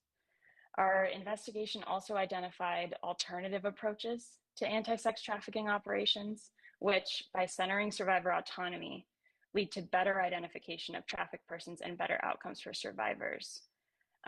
These approaches, anti-trafficking efforts, are trending away from use of operations, raids, stings, and sweep, and focusing instead on community involvement, public health and harm reduction strategies, and investments in poverty relief, anti-discrimination initiatives, and opportunities for education and employment. As such, our report recommends that funding should be used to increase the availability of victim services, including shelters specifically for trafficking victims, long-term housing, which many of our interviewees identified as the most crucial service, mental health counseling, immigration services, legal services, education, paid job training programs, life skills training, substance abuse programs, and services for the children of trafficked persons. To support this effort, law enforcement should build its relationships with community nonprofits to create a network that can effectively provide victims with a well-rounded set of services, including housing, free basic needs such as food and clothing, crisis mental health counseling, as I mentioned, immigration services, legal aid services, education, job training, among others. A federal prosecutor we interviewed in discussing the link between trafficking and neglected children shared, quote, "We can get better at understanding how recruitment happens and pool intelligence to develop better ways to protect people in the most vulnerable populations." A law enforcement advocate we interviewed agreed, stating, quote, "Where are these girls and boys being recruited from? And how do you stop it? And how do you see it? And how do you help communities feel empowered to protect the children in their communities? There's only so much that cops can do. And for some of these communities of color, cops are not the answer," unquote. We encourage this committee to support community and public health approaches to identify victims and traffickers outside of the criminal justice system. That approach requires systematically collecting data related to exploitation, researching topics, including victimization risk factors, and implementing programs for preventing trafficking and identifying trafficking in its early stages. Part of this approach entails training healthcare professionals, like physicians, emergency department workers, and social workers, to identify the signs of trafficking in patients and to offer resources to suspected victims. For example, the San Francisco Department of Public Health disseminates information to workers in massage establishments about access to healthcare. And Dignity Health, a nonprofit that operates hospitals in California, Arizona, and Nevada, hires survivor advocates to work in hospitals since they feel that survivors may be more supported and empowered by other survivors than by law enforcement or different types of professionals. Since the publication of our report, we've also been gratified by farther outreach from the anti-trafficking community, including advocates in Oregon who describe operational processes where survivor advocates and defense attorneys are always on site to meet with individuals who have been trafficked. As stated by one local officer we interviewed, the effectiveness of anti-sex trafficking efforts, quote, comes down to public awareness. The community needs to be more educated about what's occurring and how parents can be effective at protecting their kids. To that end, we recommend bolstering prevention efforts that reduce the vulnerability of potential victims and traffickers. For example, by advancing research about sex trafficking recruitment strategies and factors that increase vulnerability to trafficking. This research should be used to strengthen early intervention programs, which involves raising community awareness and educating youth about healthy interpersonal relationships and the nature of sexual exploitation.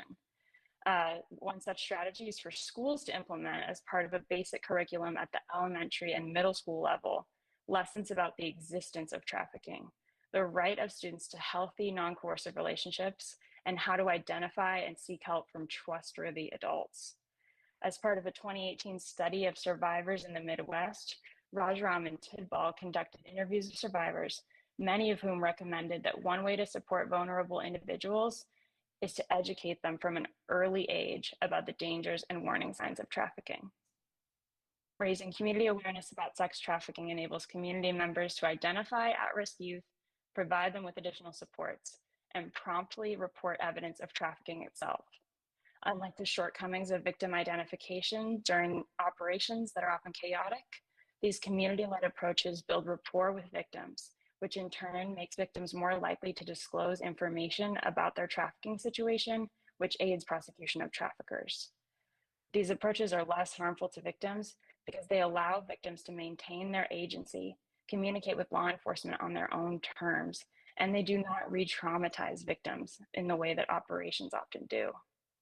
According to Chisholm Straker in a 2018 study of human trafficking as a public health issue, quote, healthcare providers, child welfare workers, home care workers, spiritual leaders, law enforcement personnel, social service providers, and virtually everyone else who comes in contact with those who may be at risk of being trafficked can communicate primary prevention-focused messages that strengthen individual knowledge and skills, unquote. Finally, we recommend investing in anti-poverty efforts, anti-discrimination efforts, and educational and employment opportunities. In the same Chisholm Straker study, the authors explain, quote, economic, legal, and social factors, including poverty, discrimination, inadequate education and employment opportunities, and insufficient protections for workers must all be addressed in order to eliminate and reduce trafficking, unquote. While addressing these systemic issues is no simple feat, money to prevent trafficking may be better spent for operations that often prematurely and forcibly remove victims from their trafficking situation with no viable alternative and insufficient social support. That money would be better spent addressing these systemic issues. In closing, these non-carceral community-based approaches to anti-trafficking center survivor autonomy and better self-identification and outcomes for survivors result. We urge this committee to embrace these approaches and move away from law enforcement operations. I thank you so much for your time and welcome your questions after my fellow panelists have spoken. Thank you. You may begin. Thank you, and good morning. My name is Joseph Vigel. I'm the Director of Policy at the Sunita Jain Anti-Human Trafficking.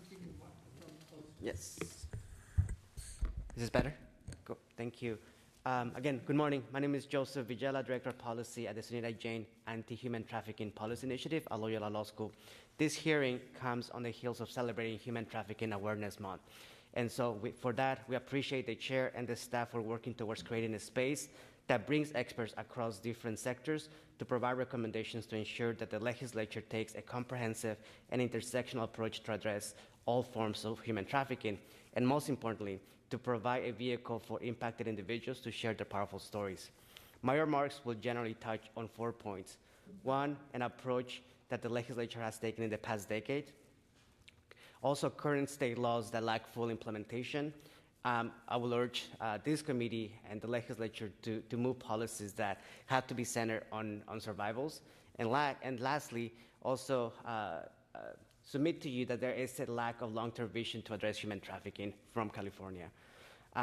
Moreover, a recent report by the State Department published in July of 2021 found that the pandemic has placed vulnerable communities more at risk of human trafficking, and in some cases resulted in decrease of in the allocation of resources to assist victims, but then also to combat human trafficking. My previous comments shed light on the fact that California has made some progress, but we are really far from truly addressing human trafficking. The approach that our state has taken in the past decade is an enforcement-only and deterrence-only approach that to some extent has worked, but also it lacks an understanding of the complexities of human trafficking. However, this body and this committee has shifted that mentality and has acknowledged that this approach is insufficient and that survivors need more than our prayers and good intentions. To that end, the legislature has increased services to victims. For instance, in the last budget, thanks to Assemblymember Santiago, $30 million were allocated to ensure that service providers were continued to open the doors regardless of where we were or continue to be in the pandemic. Furthermore, this legislation has also provided relief for those individuals or victims who were coerced to do activities that led to an offenses in their records.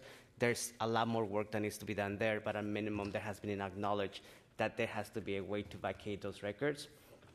Also, there has been some efforts to ensure that we go and trying to prevent human trafficking at an early age by former Assemblymember Bonta passed a bill that urge professionals in K-12 to be trained and then provide awareness to minors about human trafficking. This point is important as online recruitment by human trafficking has increased by about 22% in the last years. Lastly, the legislature has also made progress to ensure that labor trafficking is also prioritized. To that end, it provided the authority to the Department of Fair Employment and Housing to investigate and combat labor trafficking. However, these policies have fallen short, most of it because of lack of funding and prioritization by the legislature. It is for that reason that we are requesting a $15 million budget allocation and also seeking legislative changes in the areas of labor law, but then also to provide relief for victims with some offenses. Our proposal, which you have in your package, is a one-time allocation of $15 million that are for research for human trafficking and human trafficking education and prevention. This one-time allocation funding will fund the following. One, a prevalence study to understand the extent, location, and demographics of human trafficking in California. Two, provide training and technical resources to service providers. Three, make sure that the current law that is in place has funding. And this means that provide ongoing curriculum focus funding to combat human trafficking in K-12. Four, make sure that we fund an outreach program within the Department of Fair and Employment Housing, which has the authority to combat labor trafficking, and yet they're lacking funding to implement that law since 2016. Last, also dedicate and fund a task force within DIR, Department of Industrial Relations, to fight and investigate labor trafficking. For the past 3 years, and you will have a speaker that will speak on the reports from the Little Hoover Commission, this commission has issued 3 reports and has done extensive research in regards to human trafficking. The pattern that comes out of those reports is that the state has to do more work as it relates to labor trafficking. It is for that reason that we are grateful for Dr. Arambula, who will be introducing and authoring a bill that we called the Labor Trafficking Act of 2022, which would allow and provide the authority to the Department of Industrial Relations to investigate and combat labor trafficking, the same way that the Department of Fair and Housing has that authority as well. The other bill that we also will be introducing is related to ensure that victims who are victims of trafficking, who are minors, and are victims of labor trafficking, have also access to the resources that are available to them. To that end, we're introducing a bill, and as the Majority Leader Reyes will be authoring that bill. This bill seeks to ensure that and clarify the current statute related to child abuse also includes labor trafficking, so that both sex and labor trafficked youth receive the same support and protections that they currently are able or have under current statute, yet labor trafficked minors at times are not identified through the professionals because there is a lack of understanding of that population. Lastly, I will say that the legislature has provided relief to victims that were coerced, again, to participate in criminal activities affecting their records and hampering the ability to become self-sufficient. We appreciate Assemblymember Gibson, who will be authoring the bill, to trying to make sure that we clarify that that statute also applies to non-citizens. There is a vague language right now, and we hope that that bill also makes it to the process. Again, we thank this committee for seeking the input of impacted individuals, but then also experts from across the sector to make sure that we tackle human trafficking in a comprehensive and intersectional approach. Thank you. Thank you. Now, Stephanie Richard. Hi, I'm Professor Stephanie Richard with Loyola Law School, and I'm the director of the Rights and Systems Enforced Clinic program, directly serving crime victims. I'm also a senior policy advisor to the Sunita Jain Anti-Trafficking Initiative. I've worked on trafficking issues since 2002 and been involved in every reauthorization of the Federal Trafficking Victims Protection Act. I've also been involved in seeing the aftermath of Assembly Bill 22, California's first law setting higher criminal penalties for human trafficking. In 2005, I wrote a law review article entitled State Legislation and Human Trafficking, Helpful or Harmful, that discussed how from 2003 to 2005, multiple states passed legislation that focused on criminalizing trafficking only, did not address any increased resources to the issue, provided any increased protections to survivors, or looked at preventing human trafficking, except for by a law enforcement approach. 15 years later, we are still taking this approach. In 2010, I worked with experts of human trafficking who worked on the issue domestically as well as internationally, including survivor leaders, to craft a legislative agenda that would help prevent trafficking before it starts. I'm sad to report that in 10 years since this prevention agenda was conceptualized, only small pieces have been enacted in California. If trafficking was easy to address and prevent, we would have done it by now. We will never be able to prosecute our way out of this issue. Combating human trafficking takes thoughtful, creative approaches that often engages business interests or long-standing systems that bulk at change and or require resources to change. Therefore, if California was to even take first steps at focusing on prevention, experts agree the following must be done. First, we can only prevent trafficking by bringing resources to the issue of human trafficking. Although in the last 10 years, California is one of the only states to provide special resources for victim services and law enforcement task forces, no money has been allocated to try to prevent trafficking before it starts. Even the baseline of a prevalence study, so we know what trafficking looks like in our state, has not been funded to date. And I note that there's been 7 years of advocacy around these efforts. I'd also note that we heard questions about the need for law enforcement budget to combat trafficking. I agree that law enforcement must play a role in anti-trafficking efforts, but I think the questions this committee needs to ask right now is, how much does an anti-trafficking raid or law enforcement effort operation cost? How many victims are identified through that process in comparison to how much does a community-based, trauma-informed public health outreach effort cost, and what are we investing in those approaches now, and look at the data for effectiveness and cost effectiveness. The second question we need to urge our law enforcement partners to do is, if they continue to have law enforcement operations as a primary way of identifying victims, we must ask the question, why should their budgets not include the resources needed to house, shelter, provide the wraparound services for trafficking survivors, so that we don't continue to look worse than the traffickers? And that's where we are right now in our services efforts. We need our law enforcement partners to champion these services measures as much as we champion budgets for law enforcement. Second, experts agree we need to look at our child welfare system to properly respond to all child trafficking victims, sex and labor, to prevent trafficking and to early identify our children. especially those who are forced into criminal activity, whether in labor or sex trafficking by their traffickers. Unfortunately, Governor Brown in 2014 vetoed a bill in California which would have done just that.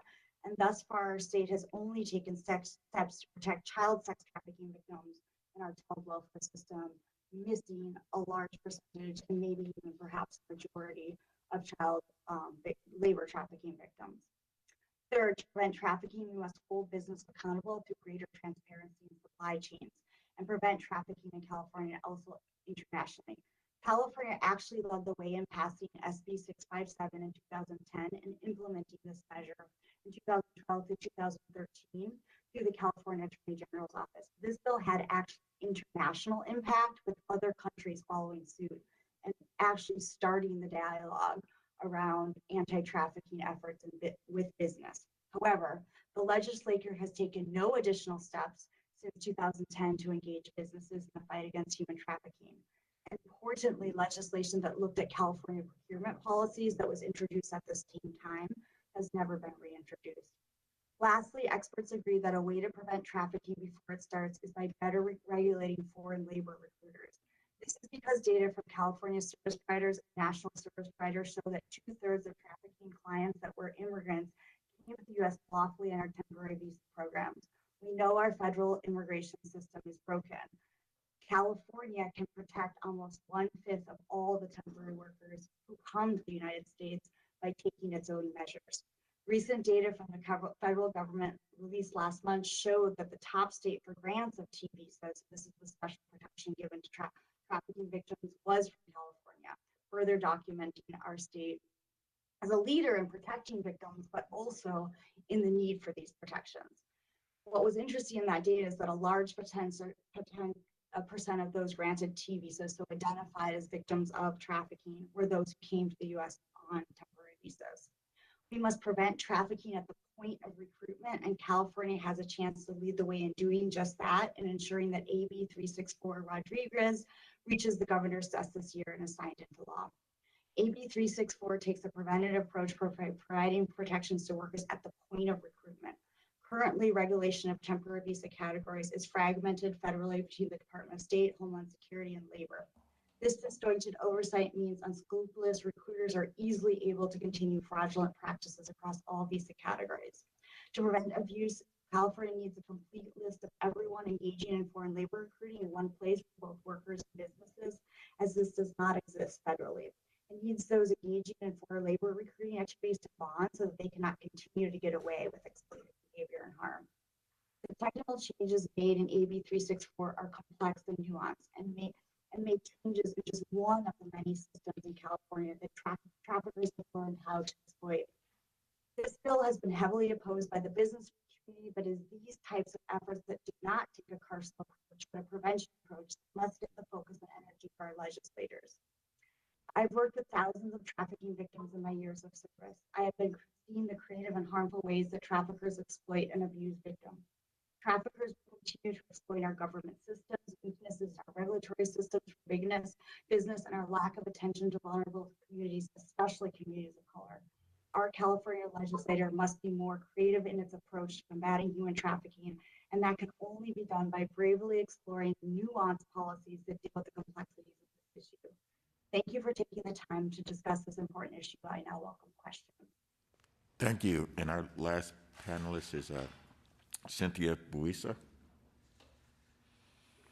Yes, good morning, everyone. My name is Cynthia Buisa, and I am a member of the Little Hoover Commission, as well as the chair of the Commission's Labor Trafficking Subcommittee. I just wanted to say at the outset how grateful we are for the opportunity to provide this testimony. I want to say a little bit about the Little Hoover Commission. The Commission is an independent, bipartisan oversight agency charged with making recommendations to the governor and legislature to improve the efficiency and effectiveness of state government. In 2019, we launched a study on the state's response to labor trafficking. This horrific form of modern slavery exploits innocent workers through force, fraud, or coercion, and often the victims are trapped in oppressive situations. We were honored during in 2019 that Senate President Pro Tem Tony Atkins opened our first hearing on this topic in San Diego.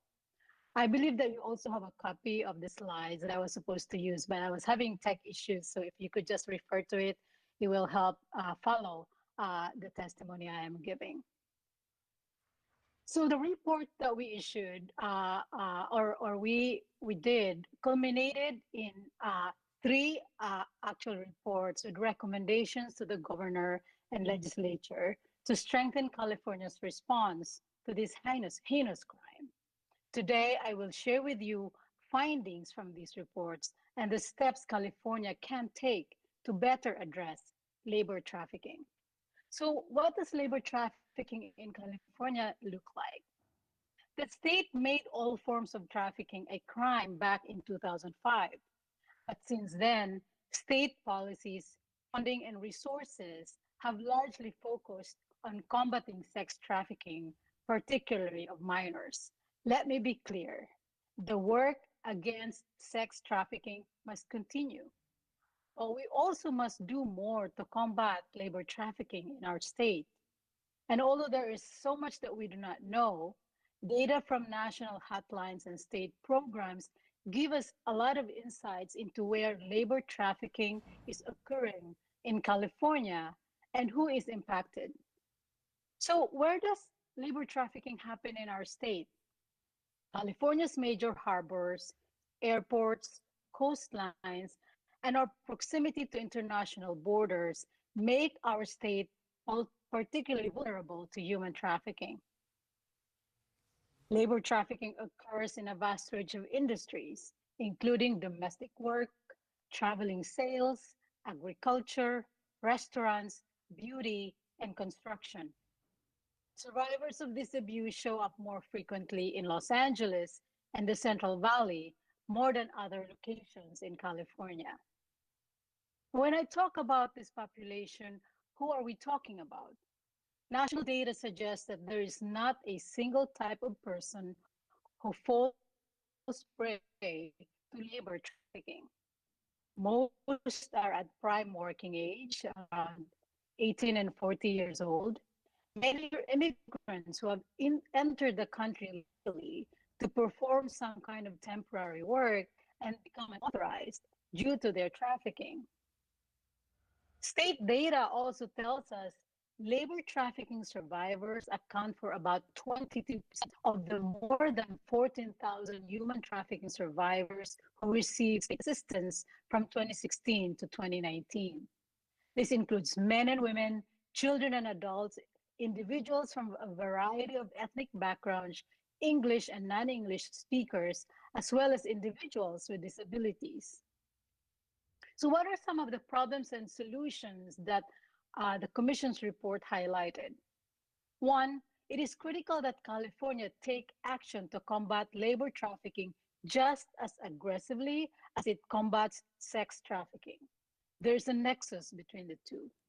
However, there are several barriers that prevent California from doing so, and let me outline some of those key challenges that we identified, as well as the solutions we recommend. Problem number one, California lacks leadership around anti-trafficking activities. First, we found that California lacks a coordinated strategy to target human trafficking statewide, let alone to pursue labor trafficking specifically. There is a coordinating body led by the state's Department of Social Services to combat child sex trafficking, but no other coordinating body exists at the state level. Two state agencies, the Department of Fair Employment and Housing, as well as the Department of Justice, have a role in prosecuting human trafficking for both civil and criminal offenses. Looking to other states, we found that, like California, most focus on sex trafficking particularly, except for the state of Colorado, who has now a model, a statewide model that California could actually look to or examine. What's a recommendation to coordinate California's state response? Provide state leadership around trafficking.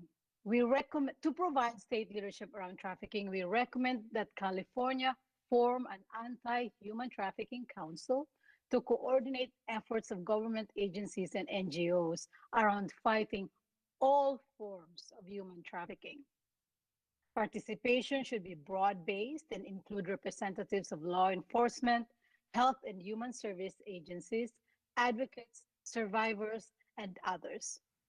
The goals of this council should be to raise public awareness about trafficking, collect data about where and how trafficking occurs in the state, improve training, develop standardized screening tools for industries in which trafficking is prevalent, and catalog and assess resources that are available for survivors so that they are easily accessible. Problem number 2, labor trafficking often goes undetected.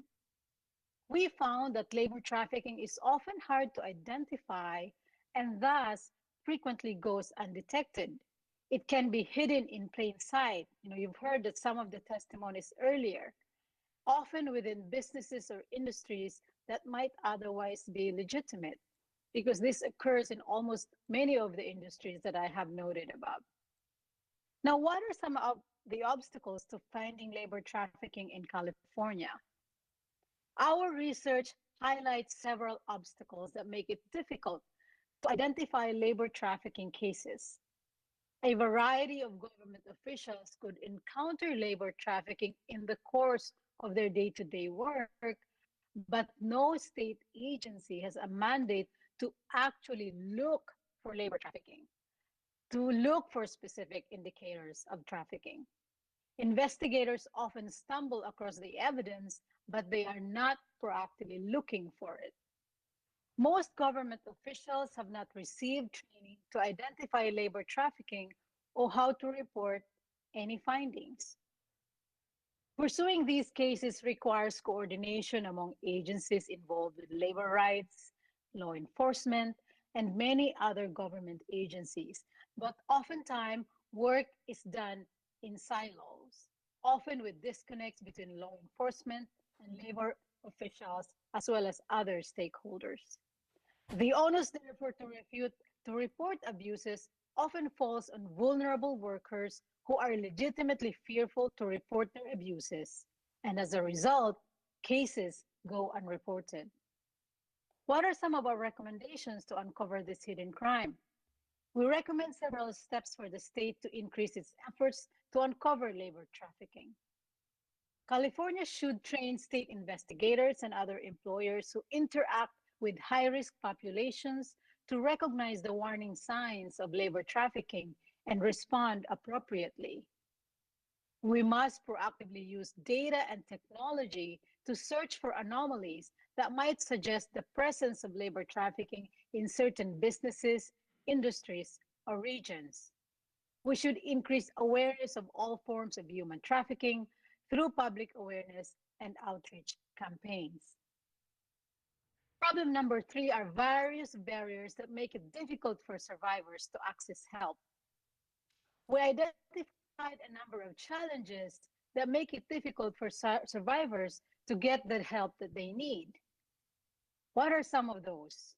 Survivors need a range of supports, but we don't know enough about the specific needs of labor trafficking survivors to say which programs are most effective and how they are best delivered. Additionally, survivors qualify for various programs and services, but help isn't always easy to find. There is no one-stop shop to find information about what is available statewide. For this, we'd like to recommend the following. Track service provision to labor trafficking survivors so we can better understand the needs and demographics of this population. Research and evaluate the efficacy of service programs, and create a user-friendly directory of all resources for trafficking survivors to make it easier to find help. Lastly, we found that prosecutions for labor trafficking are rare. We know that at the very least, hundreds of labor trafficking survivors seek help annually in California, but on average, there are less than 30 convictions for labor trafficking each year in the state. So why is labor trafficking difficult to prosecute, you ask? Labor trafficking is difficult to prosecute for a number of reasons. One is survivors may be reluctant to participate in prosecutions for fear of re-traumatization, fear or distrust of law enforcement, or just simply wanting to move on from their abuse. The investigations are especially costly, time-consuming, and resource-intensive. They can require involvement of specialized investigators, as well as researching new areas of law. The crime can also occur even when there is no evidence of physical force or violence, making it difficult to prove in court. We don't use civil enforcement enough in either local or state courts. At the state level, the Department of Fair Employment and Housing was authorized in 2016 to prosecute civil human trafficking complaints, but there have been no prosecutions to date. The Los Angeles City Attorney and other jurisdictions are experimenting with using civil action to go after traffickers. This is very innovative work, but as a state, we don't track this and we haven't explored this widely enough. The state also lacks resources like published case law and training for prosecutors to use state laws to pursue labor trafficking cases. While there are resources for how to use state laws to go after sex trafficking cases, there is no parity in resources for labor trafficking cases. We don't have formal agreements or other information sharing agreements in place to foster ongoing coordination among relevant agencies.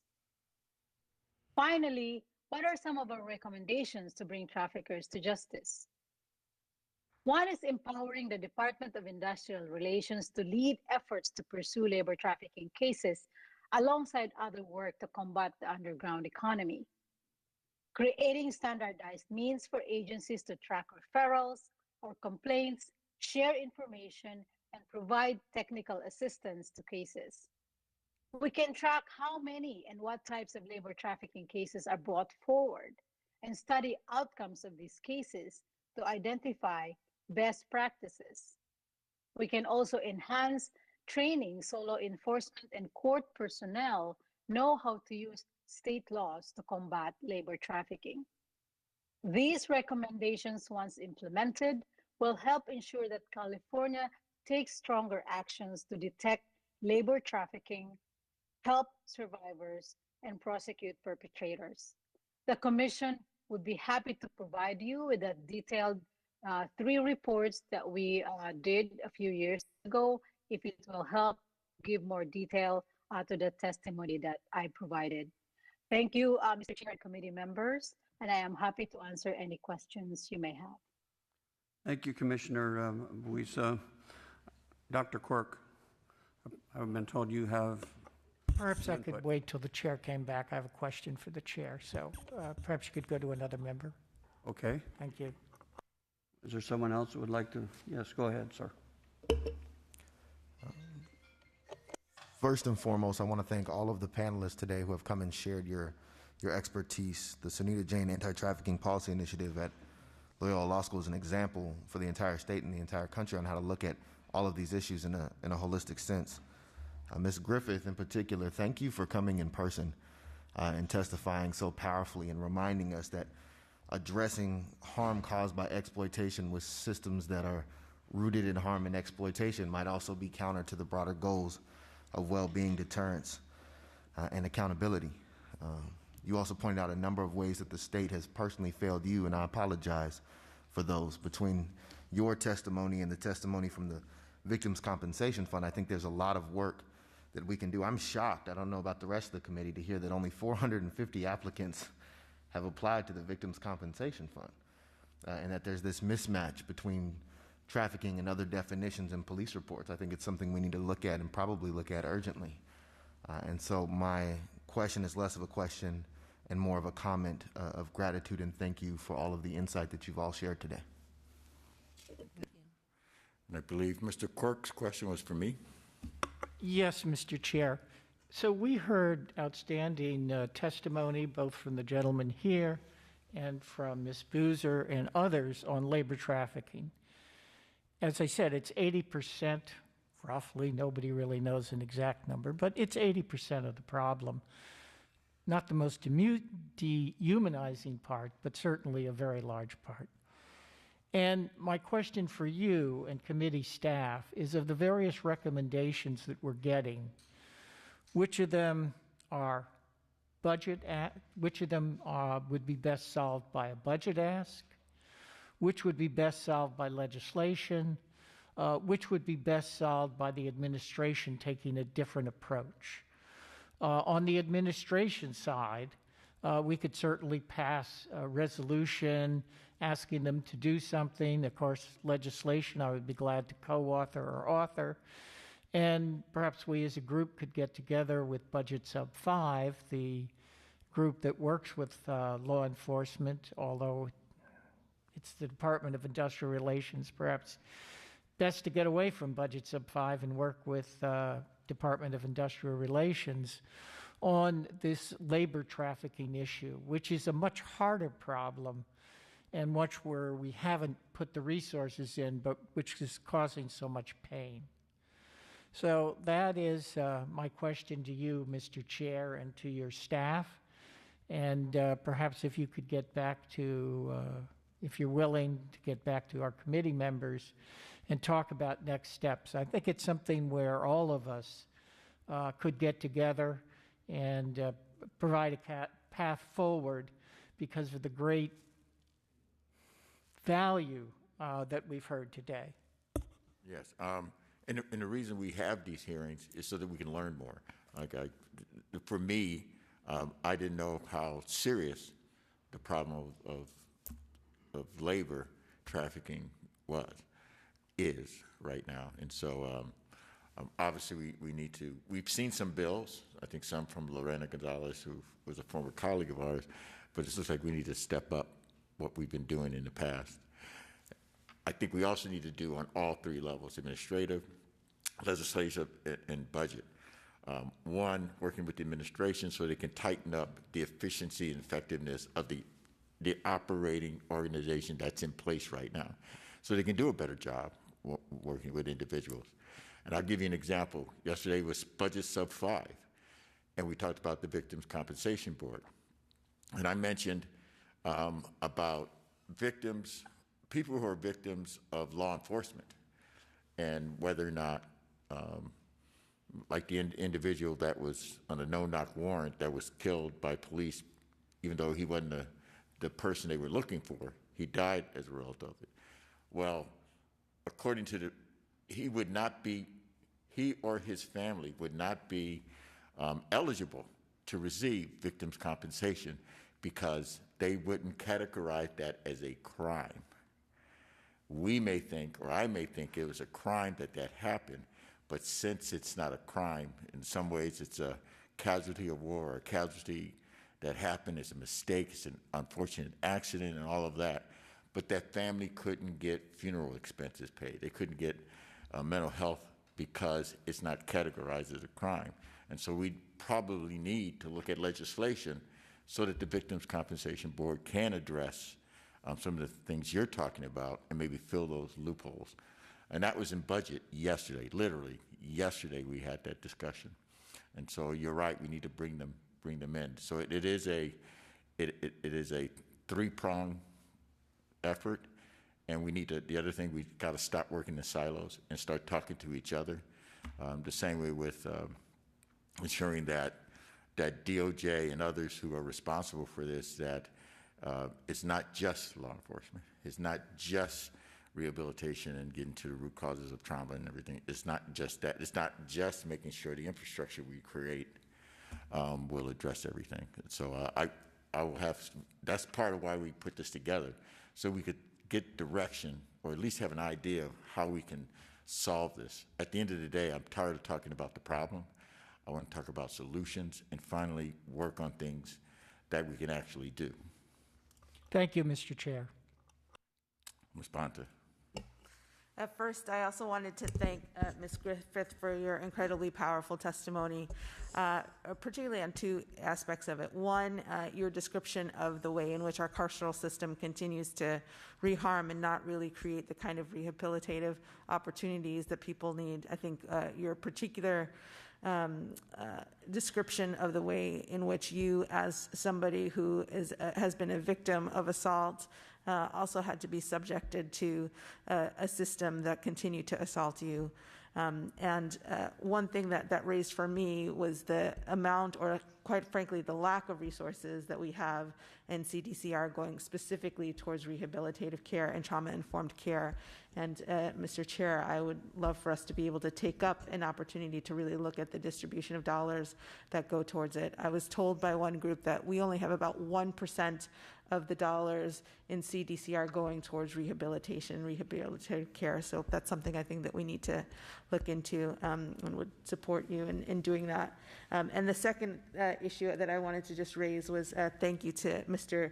Vigela for making sure that we have an opportunity. He did make a specific budget ask of $15 million for us to be able to expand the scope of our knowledge, particularly to labor trafficking, and it does seem to be an area, as Assemblymember Cork raised, that we continue to not have enough visibility into in order to be able to shape the kinds of solutions that we need to address. So I'm looking forward to working with you, Mr. Chair, on both of those issues. Thank you. Any other questions, concerns, observations? All right, then I'll thank all the panelists that came in today. This is not only was it good and thought-provoking, but I think it helped us narrow down some solutions that we need to work on. And with that, I'm going to move to public comment. And is there any public comment in the room? I see Mr. John Lovell is here within the room.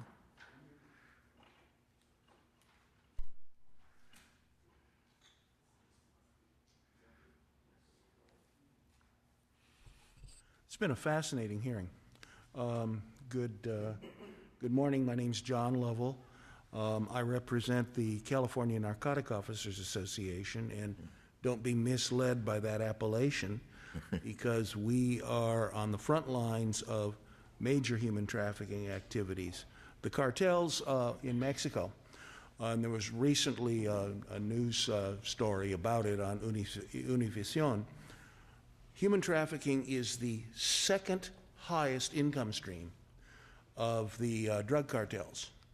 There was a news story not too long ago where one of the commentators said, oh, guess what? It's now more than kidnapping. It's now more than contract killings. It is the second highest. And we have, the narcotic officers have a lot of interaction with that.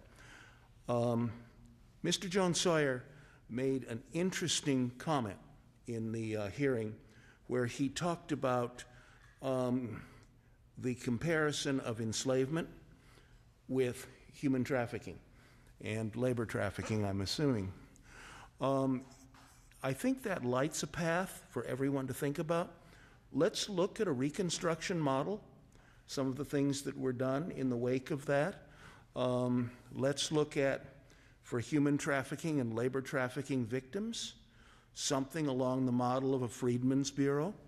Let's acknowledge that there is a role for law enforcement, just as there was a role for Union troops during Reconstruction. And let's go back and look at how enslavement was dealt with, because that's what human trafficking is in all its forms. And let's look at that as we develop models. That's all. Thank you very much. Really enjoyed the hearing. Found it very informative. The panelists were incredible. Good job. Thank you. Are there any, can we open it up to 18th or AT&T's ready? Open up the mic for any individuals who would like to make public comment. Thank you. And if so, I would ask you to please press 10 on your telephone keypad. Again, it's 10 if you have a comment.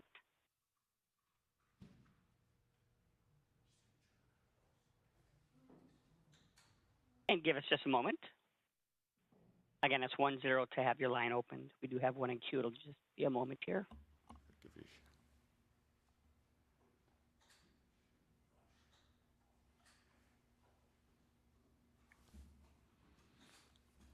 Now go ahead and open line 13. Please go ahead.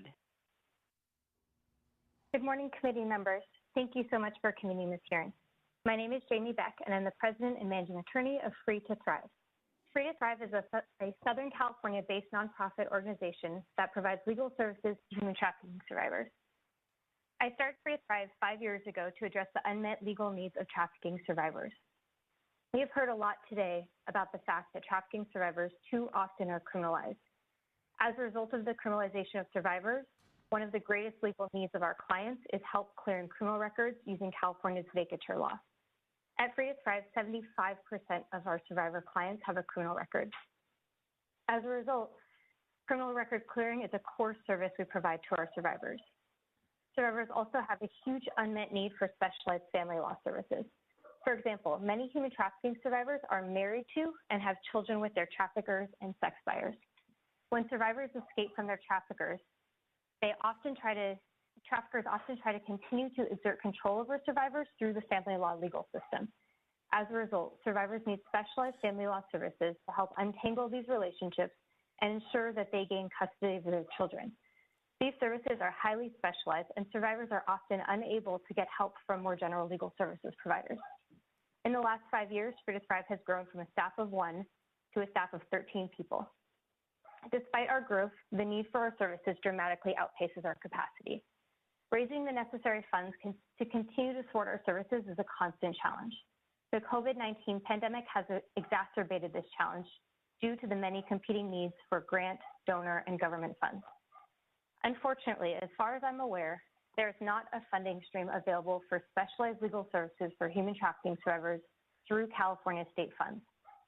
The current funding programs fall into 2 categories. The first is legal services for all victims of crime. That funding has already been allocated and we're not eligible to apply. Even if we could apply, we don't qualify because we don't serve all victims of crime. We only serve trafficking survivors. The second available funding is for comprehensive social services for survivors. At Free to Thrive, our programs are focused on specialized legal services. So as a result, we wouldn't qualify for this funding because we don't provide all wraparound services. As a result, there's no California funding that I'm aware of that specifically provides specialized legal services for trafficking survivors, and yet this is one of the greatest needs that survivors have in order to leave the life of exploitation and be thriving members of our community. Free to Thrive is requesting the committee consider including specialized legal services in any future budget items for trafficking survivors. Thank you so much for your time, and again, thank you for convening this hearing. Thank you. AT&T operator, before I let this get out of hand, I usually do want name and organization, but can you give me an idea how many people are on the line that want to speak? Because then we may have to go back to our usual name and organization. If there's not that many, we'll give people a minute, but not 5 minutes. Yep, currently just one in queue right now. All right, let's go. Okay, give me just a moment. We'll get them out. Oh, their line open. Give me just a second. Yeah, they have a couple of minutes, not a half hour. Okay. Okay. One party's with an operator right now. We'll get their line open as soon as we can. Here we go to line number 15. Please go ahead. Morning, Mr. Chair and members. Christopher Sanchez, policy advocate with the Western Center on Law and Poverty. We want to outline our comments made by the panelists regarding labor trafficking. We believe that it's crucial right now to ensure that California leads the way in ensuring that labor trafficking is tackled and that we have the resources to identify these workers as they're being exploited right now. Thank you, Mr. Chair. Thank you, Charlie. And currently no further parties in queue. Okay, and hearing all of the public comment, everyone's questions and comments answered. We had excellent panelists. We'll get to adjourn about a half hour ahead of time. So with that, I will adjourn the hearing.